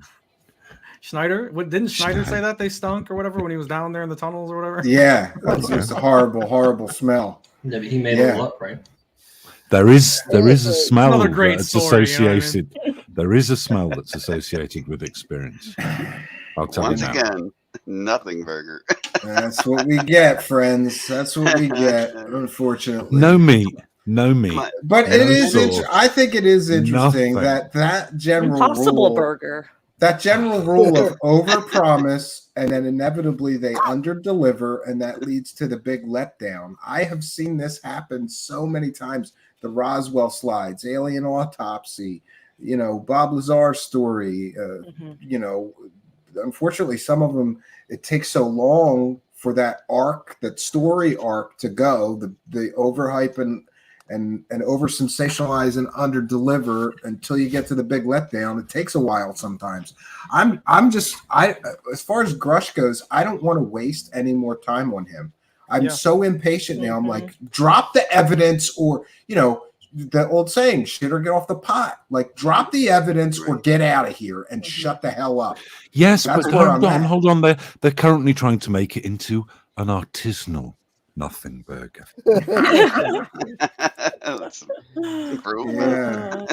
Yeah. And by the way, I'm stealing this from Local 556 on Twitter. And he says, to all the believers who said I'd eat my words about the UAP hearing, I'd like to apologize for being absolutely right again for like the 5th time on my UAP predictions. I told you exactly how it would go down. So, yeah, a lot of people thought it would be a nothing burger. And it looks to me like it was. Yeah, I mean, when it came to evidence, though, like video and photos, I think this was the easiest one to call, though. There was nothing burger. I mean, we already know that Fravor and Graves, they don't have any evidence, and we know that Grush doesn't have any of that stuff either.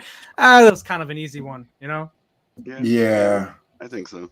Could you all clarify me the point about Graves? I'm a little unclear.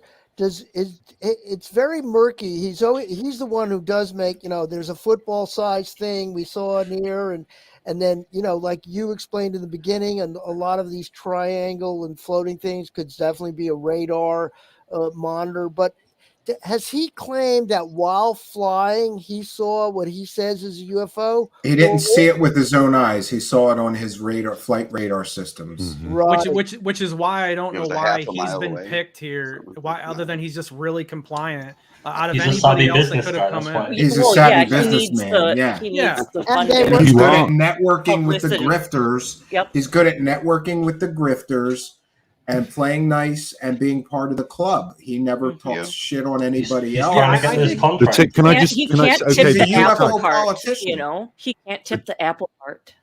Yeah, There I is think a he- I British think there he's is a been- he's been British the easiest company. one to see, yeah. There's a British company called Leonardo Systems, and they've been working on a something called Project Bright Cloud, which is a Tic Tac shaped, deployable plasma radar spoofing drone, and it can pretend to be anything it likes on radar. Oh, An that's Apache okay. helicopter. Yeah. Right? Well, It's Tic Tac shaped. Okay, this thing doesn't need to be moving fast, because when you're flying a few hundred miles an hour in a jet and something goes past you, you're not really calculating how fast it's going. You're just going, I've just flown past something, or not that it flew past me. Do you know what I mean? But Yeah, this, it's this Tic Tac perspective, device, because look at how many times well, balloons. Google I mean, it's that perspective. Project The way Bright that it's Cloud. moving, it looks like, hey, how's it defying gravity? Kind of stuff. Or like blimps, for instance, at a distance. I mean, you've seen blimps before. I mean, at least most of us have, I would believe. Yeah. At a distance, you really can't see the tail on it. You can't make out any really great features, and it looks kind of flat and kind of, pill shaped or whatever. So Well, but that's a great point. Fravor, The area according where to- the sighting took place was in a testing ground. right, but the whole point that Sean Cahill was telling Jeremy, and now they're Fravor and Cahill try to back away from it, because if Fravor's claim as the most presentable and eyewitness falls apart, the entire industry falls apart. They have to protect the story. So Fravor supposedly, Well, he says things like "we saw." right? He means right. It's other all- people, not him, because But- he's on but- the record saying he never saw, when he had his No, you're UFO talking about experience, he Fra- never I'm- saw it I'm- with his I'm own talking eyes. about Oh, you're talking Fravor. about Fravor, Fravor. yeah. Here's the point. Fravor Yeah, if his falls supposedly apart. told Cahill, and this is hearsay, but people could be put under oath if anybody cared, but nobody in Congress at the moment cares, that Cahill says that Fravor told him, it really isn't a UFO. I'm pretty sure it is a military, a military secret op, and there's some evidence that I've seen in one of the filings to the DOD and to the SEC that Korf did, in which he kind of outlines the full story of the history of the and drawing on many credible sources, draws on the history of this particular thing, and showing that there has been in fact development of a Tic Tac type secret technology object that aims to skim near bodies of water, and so on. Secondly, the actual Fleur Tic Tac, this is the craziest part, was on a German animation cinema website 10 years earlier. I mean, so now I'm not saying it was faked and it's CGI, because the Navy has confirmed it, but what was the original Tic Tac that helped drive it actually is visible on a German website, and then later noted by a well-known website blogger called Above Top Secret. So the notion that this central to the mythology of UFOs was on a cinematic German animation website or whatever, but it was put up as something real. It wasn't said, "Oh, look at my how skilled I am," but its provenance is pretty pretty spooky. And one of the things that the audio tape of Ron Paladolfi, who is kind of also alleged disinformation agent and a close observer of the UFO community, he has said, I don't think it's true personally, but the notion is, knowing the provenance, as Pandolfi did, he said, oh, that was put up there by Hal Puthoff. It's a fake. Now, I disagree with him, but given the very uncertain provenance of that particular item, and it's so shortly done, and there's alternative explanations. Mick West is a very plausible one that I think at this point, the military more or less accepts, the faraway jet, and his items in the rotating thing. But when you look into the other aviation technologies that have been contracted, promoted, just like you had just said right now about what had gone on before in Britain, that this capacity exists to some degree now. And because this is the point that's so frustrating, I kind of wish, there was, William Proxmire type in the House or the Senate who would go, wait a minute, are we going to waste a lot of money chasing after these chimerical pursuits of possible UFOs? Why don't we, here's someone who's come forward, he has audio and text of a top guy quoting Fravor as saying, hey, it wasn't a UFO, it was a black op military. You'd think they want to get to the bottom of it but no, they don't, because the story is too good and they don't want to get into actual investigative work. And even the Democrats are too cowardly to pursue it because they don't want to look like they're beating up on these noble military whistleblowers.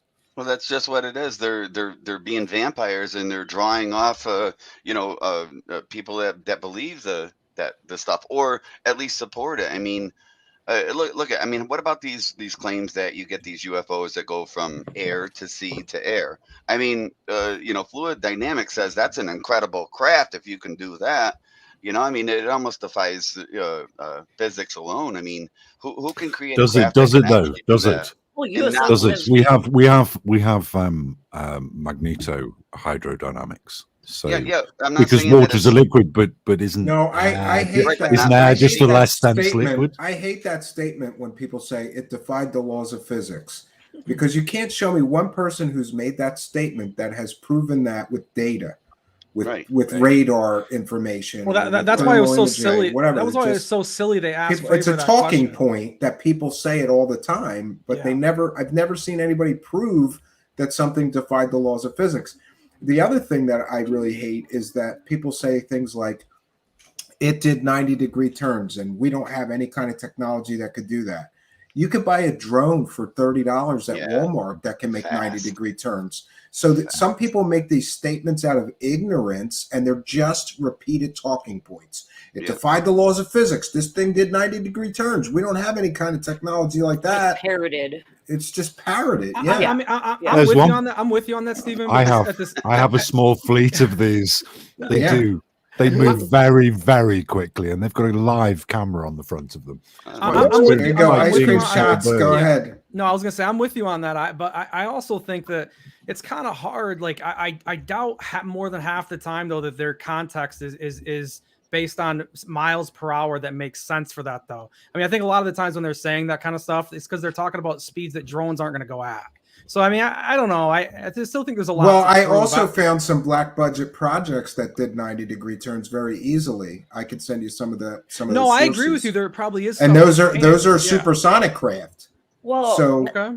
They can do 90-degree turns. Okay. Years ago, there were some drones in northern Colorado that I've seen and I have pictures of, and no one knows what they are, and so we think that it was drones coming on days, and it was like a grid, so it's like, but it would last for hours, where it's like, what drone battery would last that long? And it would just come back. So it's like, who knows what drone capabilities that there really are out there. Yeah, we don't have any capacity like that in batteries at the moment. You know what? The other one. Oh, let me read this for UFO John Doe. Thank you, UFO John Doe, longtime show supporter, kind and generous $4.99 super chat believers today. Networks forced to talk about aliens, UFOs. Some believers hours later crying, no major airtime beyond News Nation. It's a conspiracy. Yeah, News Nation is the... No, I think this hearing today got a little media coverage because it was a hearing. But the Grush It got a story lot of largely media has been coverage. ignored by everybody but News Nation. And thank you for your kindness, generosity, and support. And I just wanted to mention there's one more thing that people always say, besides there's these multiple talking points. Defied the laws of physics, does 90-degree turns. We don't have technology like that. Instantaneous acceleration. We have nothing in our arsenal that could do that. And there is literally drones that I love this.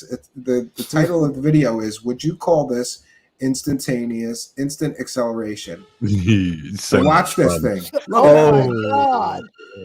Yep. So That's much a fun. real thing. That's real. No That's real. fake. Absolutely real. Oh my Quad God. mover drone. Hey, Steven.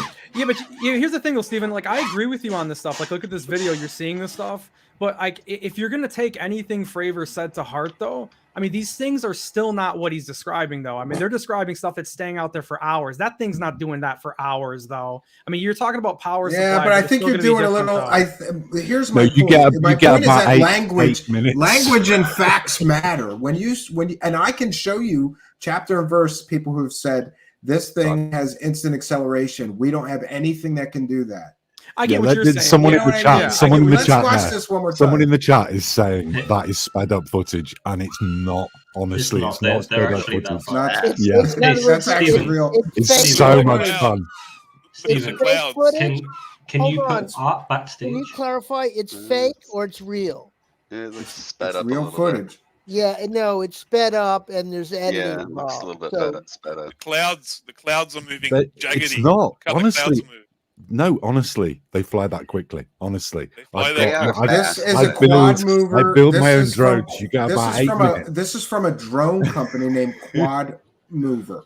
I mean, yeah, it's tiny. It's not going to last that long. And I do not believe that the footage is sped up. Yeah, and it's not. This will be a 5-minute flight drone probably. So Ice Cream Shots has a valid point there with the duration of flight, but again, my point is, people say it had instantaneous acceleration. We don't have anything that can do that. Right. Right. And remember that this is a consumer device that anybody can buy. Imagine what they have in the black budget world. Oh, it's incredible what they have. Yeah. Incredible. Yeah, for sure. I'm with you that next generation hypersonic drone that the military's been working on for like 15 years ago. It was shit all over that. No, Steven, I'm 100% with you. I think the Tic Tac is ours, man. I think that whole thing it was our stuff. I think when they said the whitewash underneath of it and what was that object underneath of it, it sounded like it was on some kind of wireless charging thing. It was hanging out. Yeah. Okay. Out. All right. Whoa. We're judging this. We're judging this by what's available to us. So yeah, look at these. I've got these. They're amazing fun. This size, they do sort of 60, 70 mile an hour, and they're great. But the military, the military helicopter that they've got, is it called a Blackbird or the tiny little thing, the Hornet, Black Hornet or something? And it comes in like a Pelican case with the controls built into it. They get half an hour out of that. So we're talking that the military density compared to commercial density in batteries would appear to be about 6 or 7 times greater. Yeah, we want to thank Robert Redmond for a kind and generous $2 and also for being a member here, who says, thank you for your work, Stephen. No, thank you for your kindness, generosity, and support. And Ice Cream Shots, I wanted praise the cash. There you go. I wanted to ask you because I'm sure that one of these sightings took place right near a drone research center. I think that was the Tic Tac, wasn't it? Yeah, and there's a drone research center literally within miles of the site. I know it's bad, but you know what the worst part of it is to me with it, and the most telling thing is something they use for evidence, which is crazy. Is they say, well, then they came right on board and took all the stuff and everything. It's like, well, yeah, because they knew the test was happening, man. Because you didn't know, and that's why they were there instantly. They were ready to come and get the stuff. That's a big proof to me that it's their tech. Yeah. Or it's our tech, you know. Well, I mean, it's some black project. Look at the claim that they made today, or during the conference there. They said that there was a cube inside of a sphere. I mean, can it even Well, fly? And Could that just be a radar detector? That could be a radar but that's reflector. Yeah. no. That's what I've seen. I've seen that twice. I saw it in my old cube flat. inside of a Yeah, sphere? yeah. That can do Yeah, some that's not how communication. I described it. The way I saw it, it's like this cube is spinning so quickly. It looks Like a like you're gyro? looking. No, it looks like you're looking at an aluminium foil ball that you're kind of rolling in your hand. If you could imagine that effect of it rolling, it's like planes shifting through each other, but the way they're describing, like a cube spinning within a sphere, I can see that the way that the planes were shifting. I just didn't describe it like that, but I've seen that twice. Well, that's my issue with even Graves having any testimony, man, because he never seen the stuff with his eyes. You know? But I filmed those cubes here's an flying over article my from house. the Balls of light with a cube inside. I filmed them, and when I use filters to look inside the light to see the shape of the craft, I get a pentagon shape. And a pentagon shape is the perfect outer shape for a cube inside a sphere. And like, I get that all the time. I think I might be the same kind of drone. This is thing a drive. At the time, the things I saw, I thought I was seeing more dimensions than we had. I thought it was more of the sphere was an intersecting bubble on our set of dimensions. You know, a sphere would be a sphere, or a bubble would be the observant the only way I can end see of the that Oculus, working, wouldn't it?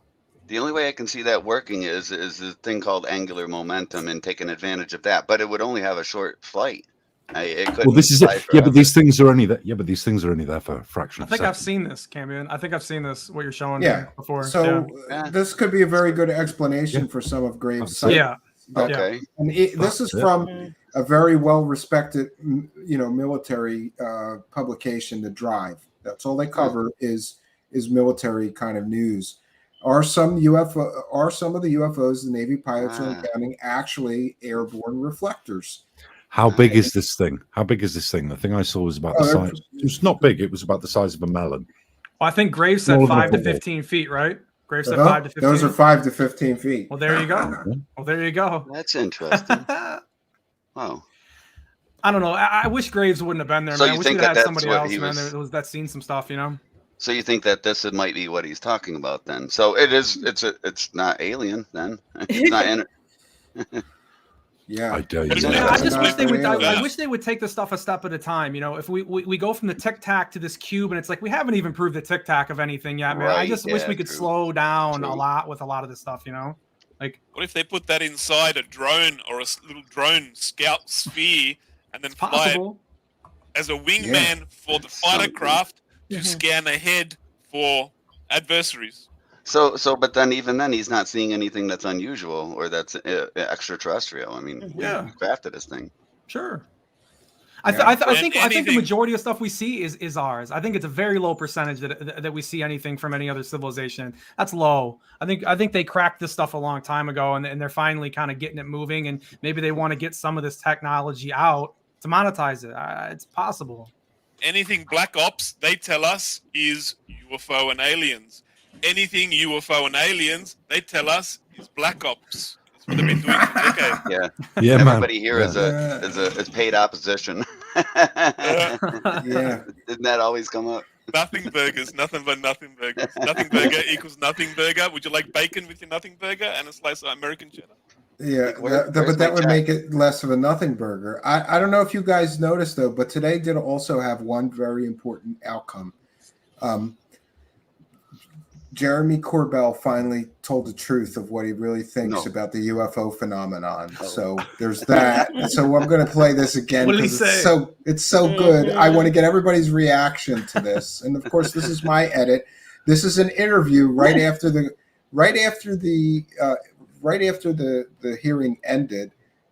Jeremy Corbell goes outside to his media buddy friends, where for interviews, and this was from one of the interviews.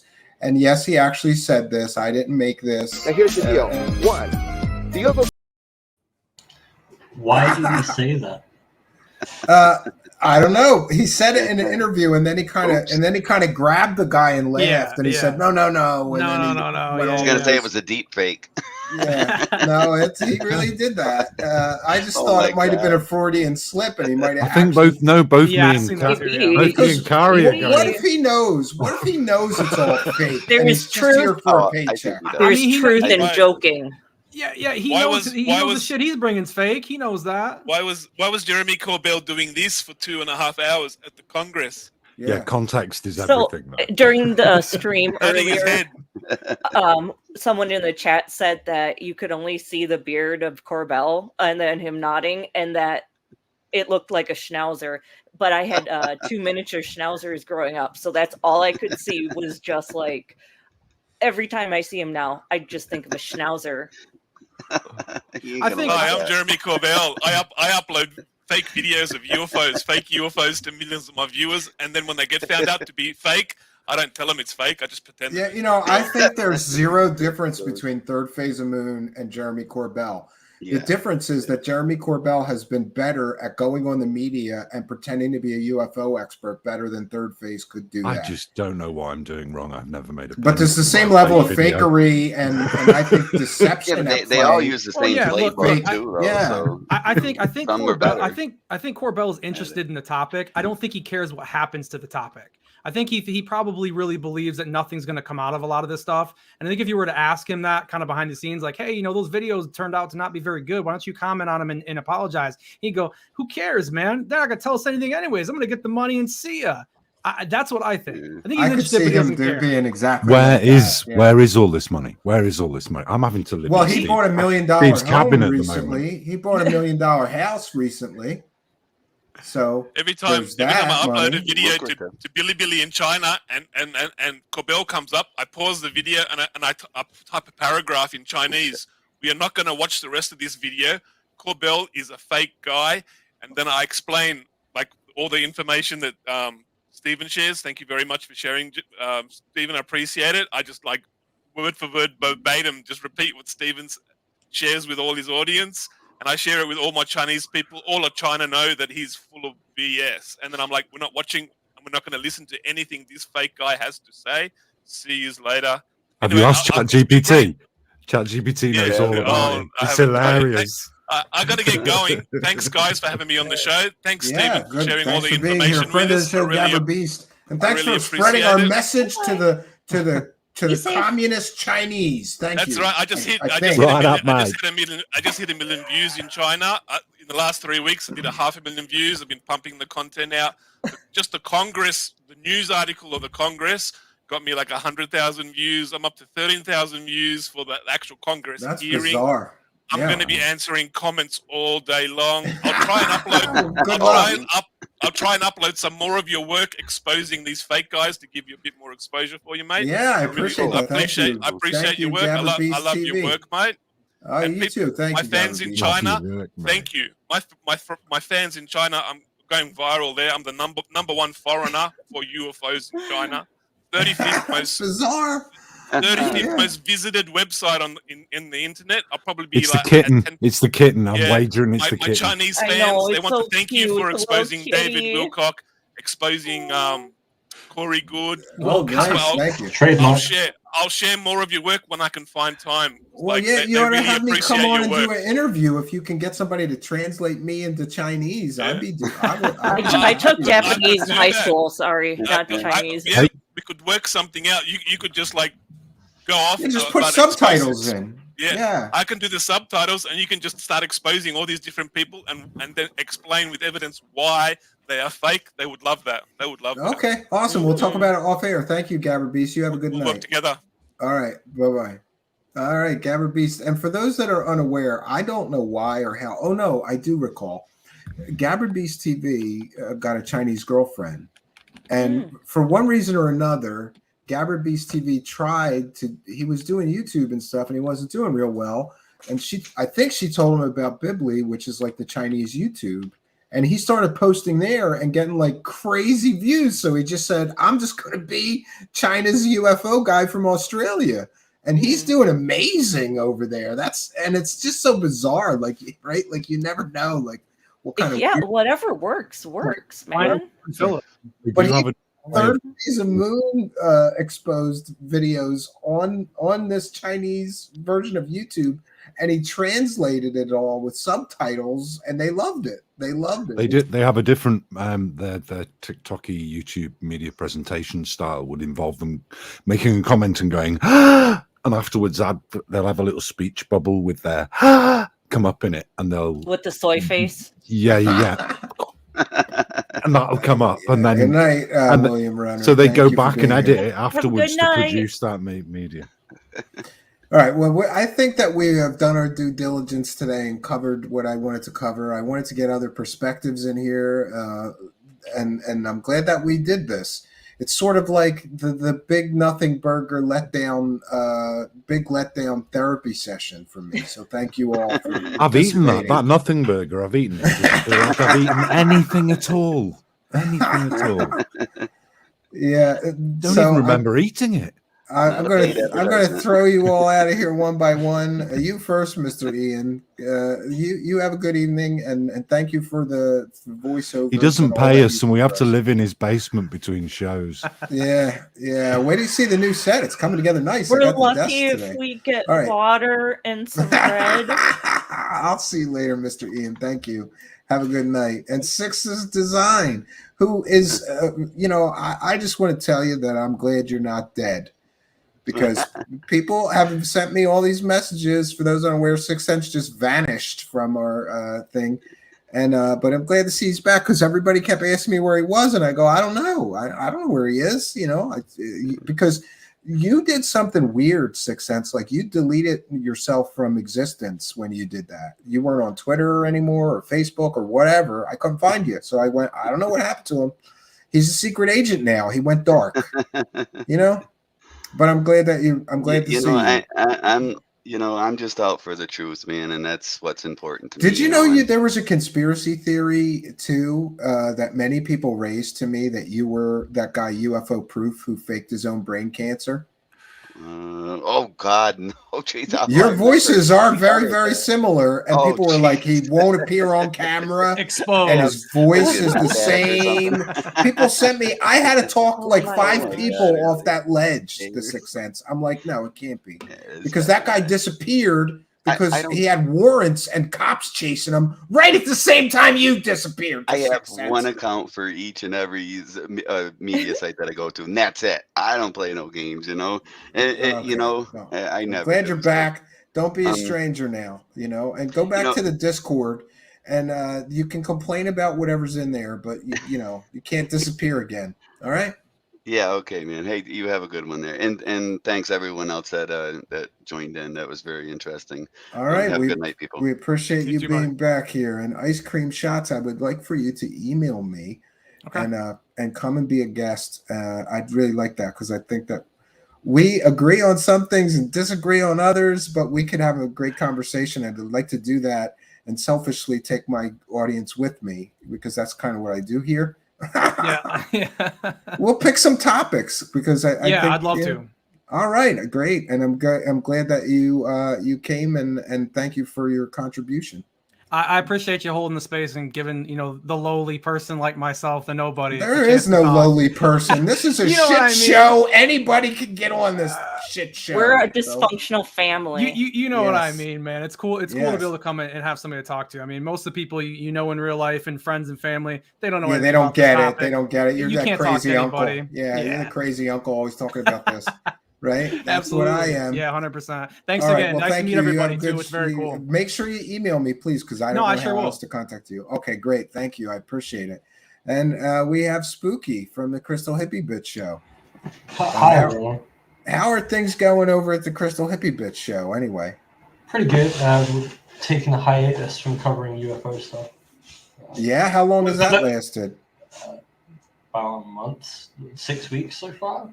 Wow, good for you. Yeah. So you're like 6 weeks UFO sober. Yeah. Wow. How long do you think you're going to be able to hold out before you cave? You guys all cave and go back. I don't know. When you're watching the same kind of crappy CGI UFO videos every week and saying the same. Well, that TikTok thing Right. sucks. That I don't like that. Like I would reviewing try to TikTok find YouTube videos. ones, but even then, it's like, Oh, yeah, it's a flare, it's a balloon. Yeah, no, yeah. It gets tiring. All right. Well, for those listening, it's not actually called the Crystal Hippie Bitch Show. It's called That One Time I Was a Yeah, there you Alien. go. Get your plug. Yeah. Please and- come check us out tomorrow night. Our guest is Jeff from Strange Recon. Okay, great. So come check us out. Okay, great. And you have a good evening, and thanks for being here. Thank you. It's my IP. Have a good night. All right, and then Lizzie Borden, thank you for being here. Yeah, definitely. Thank you for having me. Yeah, we appreciate you being here because you were the only thing keeping it from being a total sausage party tonight. And next time, please bring some female friends to shut some of these men up, because I was like, I wish that's been my life, where it's like guys are, hey, you got any friends? And it's like all my friends. I was the everybody's thirsty, right? Metalhead, bunch of thirsty dudes out there. Metalheads and nerds are who I ate lunch with at table. So now I still hang out with those kinds. So it's, if I had more female friends into this stuff, I would totally. But no, I think I know one friend of mine that would definitely like it, and she's a female. So okay, I will send her. I appreciate it. And I'll send her this link to the show. Okay, you have a good evening. Yeah, everyone take care. All right, and I'll see you in the Discord. Yeah, bye. All right, good night. All right, so we have done our due diligence today, friends. You guys made me work today because the show that we did this, first of all, I had to wake up in the morning. The tragedy and horror show of waking up early. It's just not something that I do very much. I joke with my wife that I'm on second shift, So, but we did our due diligence today. We did a 3.5 hour show this morning into this afternoon. And today we have done a 3.5 hour panel show and discussion. I'm glad that we could bring all of this to you, talking about the hot topic of today, this UFO hearing. We will be continuing coverage on Grush because I want to see how the story ends, and I know all of you do too. I've got a lot of irons in the fire, but I'm going to try to dedicate more time to digging more into Mr. Grush and bringing you whatever it is that I find.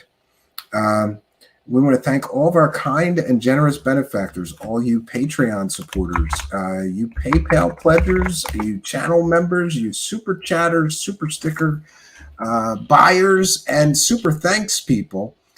We are a viewer-supported show. It's only through the kindness, generosity, and support of people like you that we are able to continue this journey. And we want to thank North for a kind and generous $25 PayPal pledge, who says, great show tonight. Thank you, North, for your kindness, generosity, and support. And we want to thank Maria for a very kind and generous $100 PayPal pledge, who says, keep it going. Love the shows lately. Thank you for your kindness, generosity, and support. Much, much appreciated. And for those unaware, we read every single super chat. I personally thank every person for the love and support and their generosity. We read every super chat. If you send a PayPal pledge, we read that. If you become a channel member during the show, we give you a shout out and a thank you. But my thanks in general to all of you kind and generous benefactors. We also want to take a moment to thank Spooky and Mr. Ian for various strange little help and help with the show. And we want to thank all of our panel members tonight. And of course, all of you for being there in our various live chats. I saw some new people tonight in the Twitch live chat. We've got the Rumble live chat, the YouTube live chat. Wherever you're live chatting with us, we appreciate you being here with us. I will be back tomorrow night at 9 p.m. Eastern Standard Time, and that will most likely be the last live show of the week. I've got something very special planned for tomorrow night, so I hope you will all be here with me. I'll be here once again at 9 p.m. Eastern Standard Time. Also, be sure to follow me on Twitter at Stephen Cambion. It's just my name, at Stephen Cambion. All the shows are posted there. News and updates about the show are posted there. You can join our Discord. Somebody will kindly leave a link to join our Discord in our live chat here. And we would welcome all of you to be back here tomorrow night, 9 p.m. Eastern Standard Time.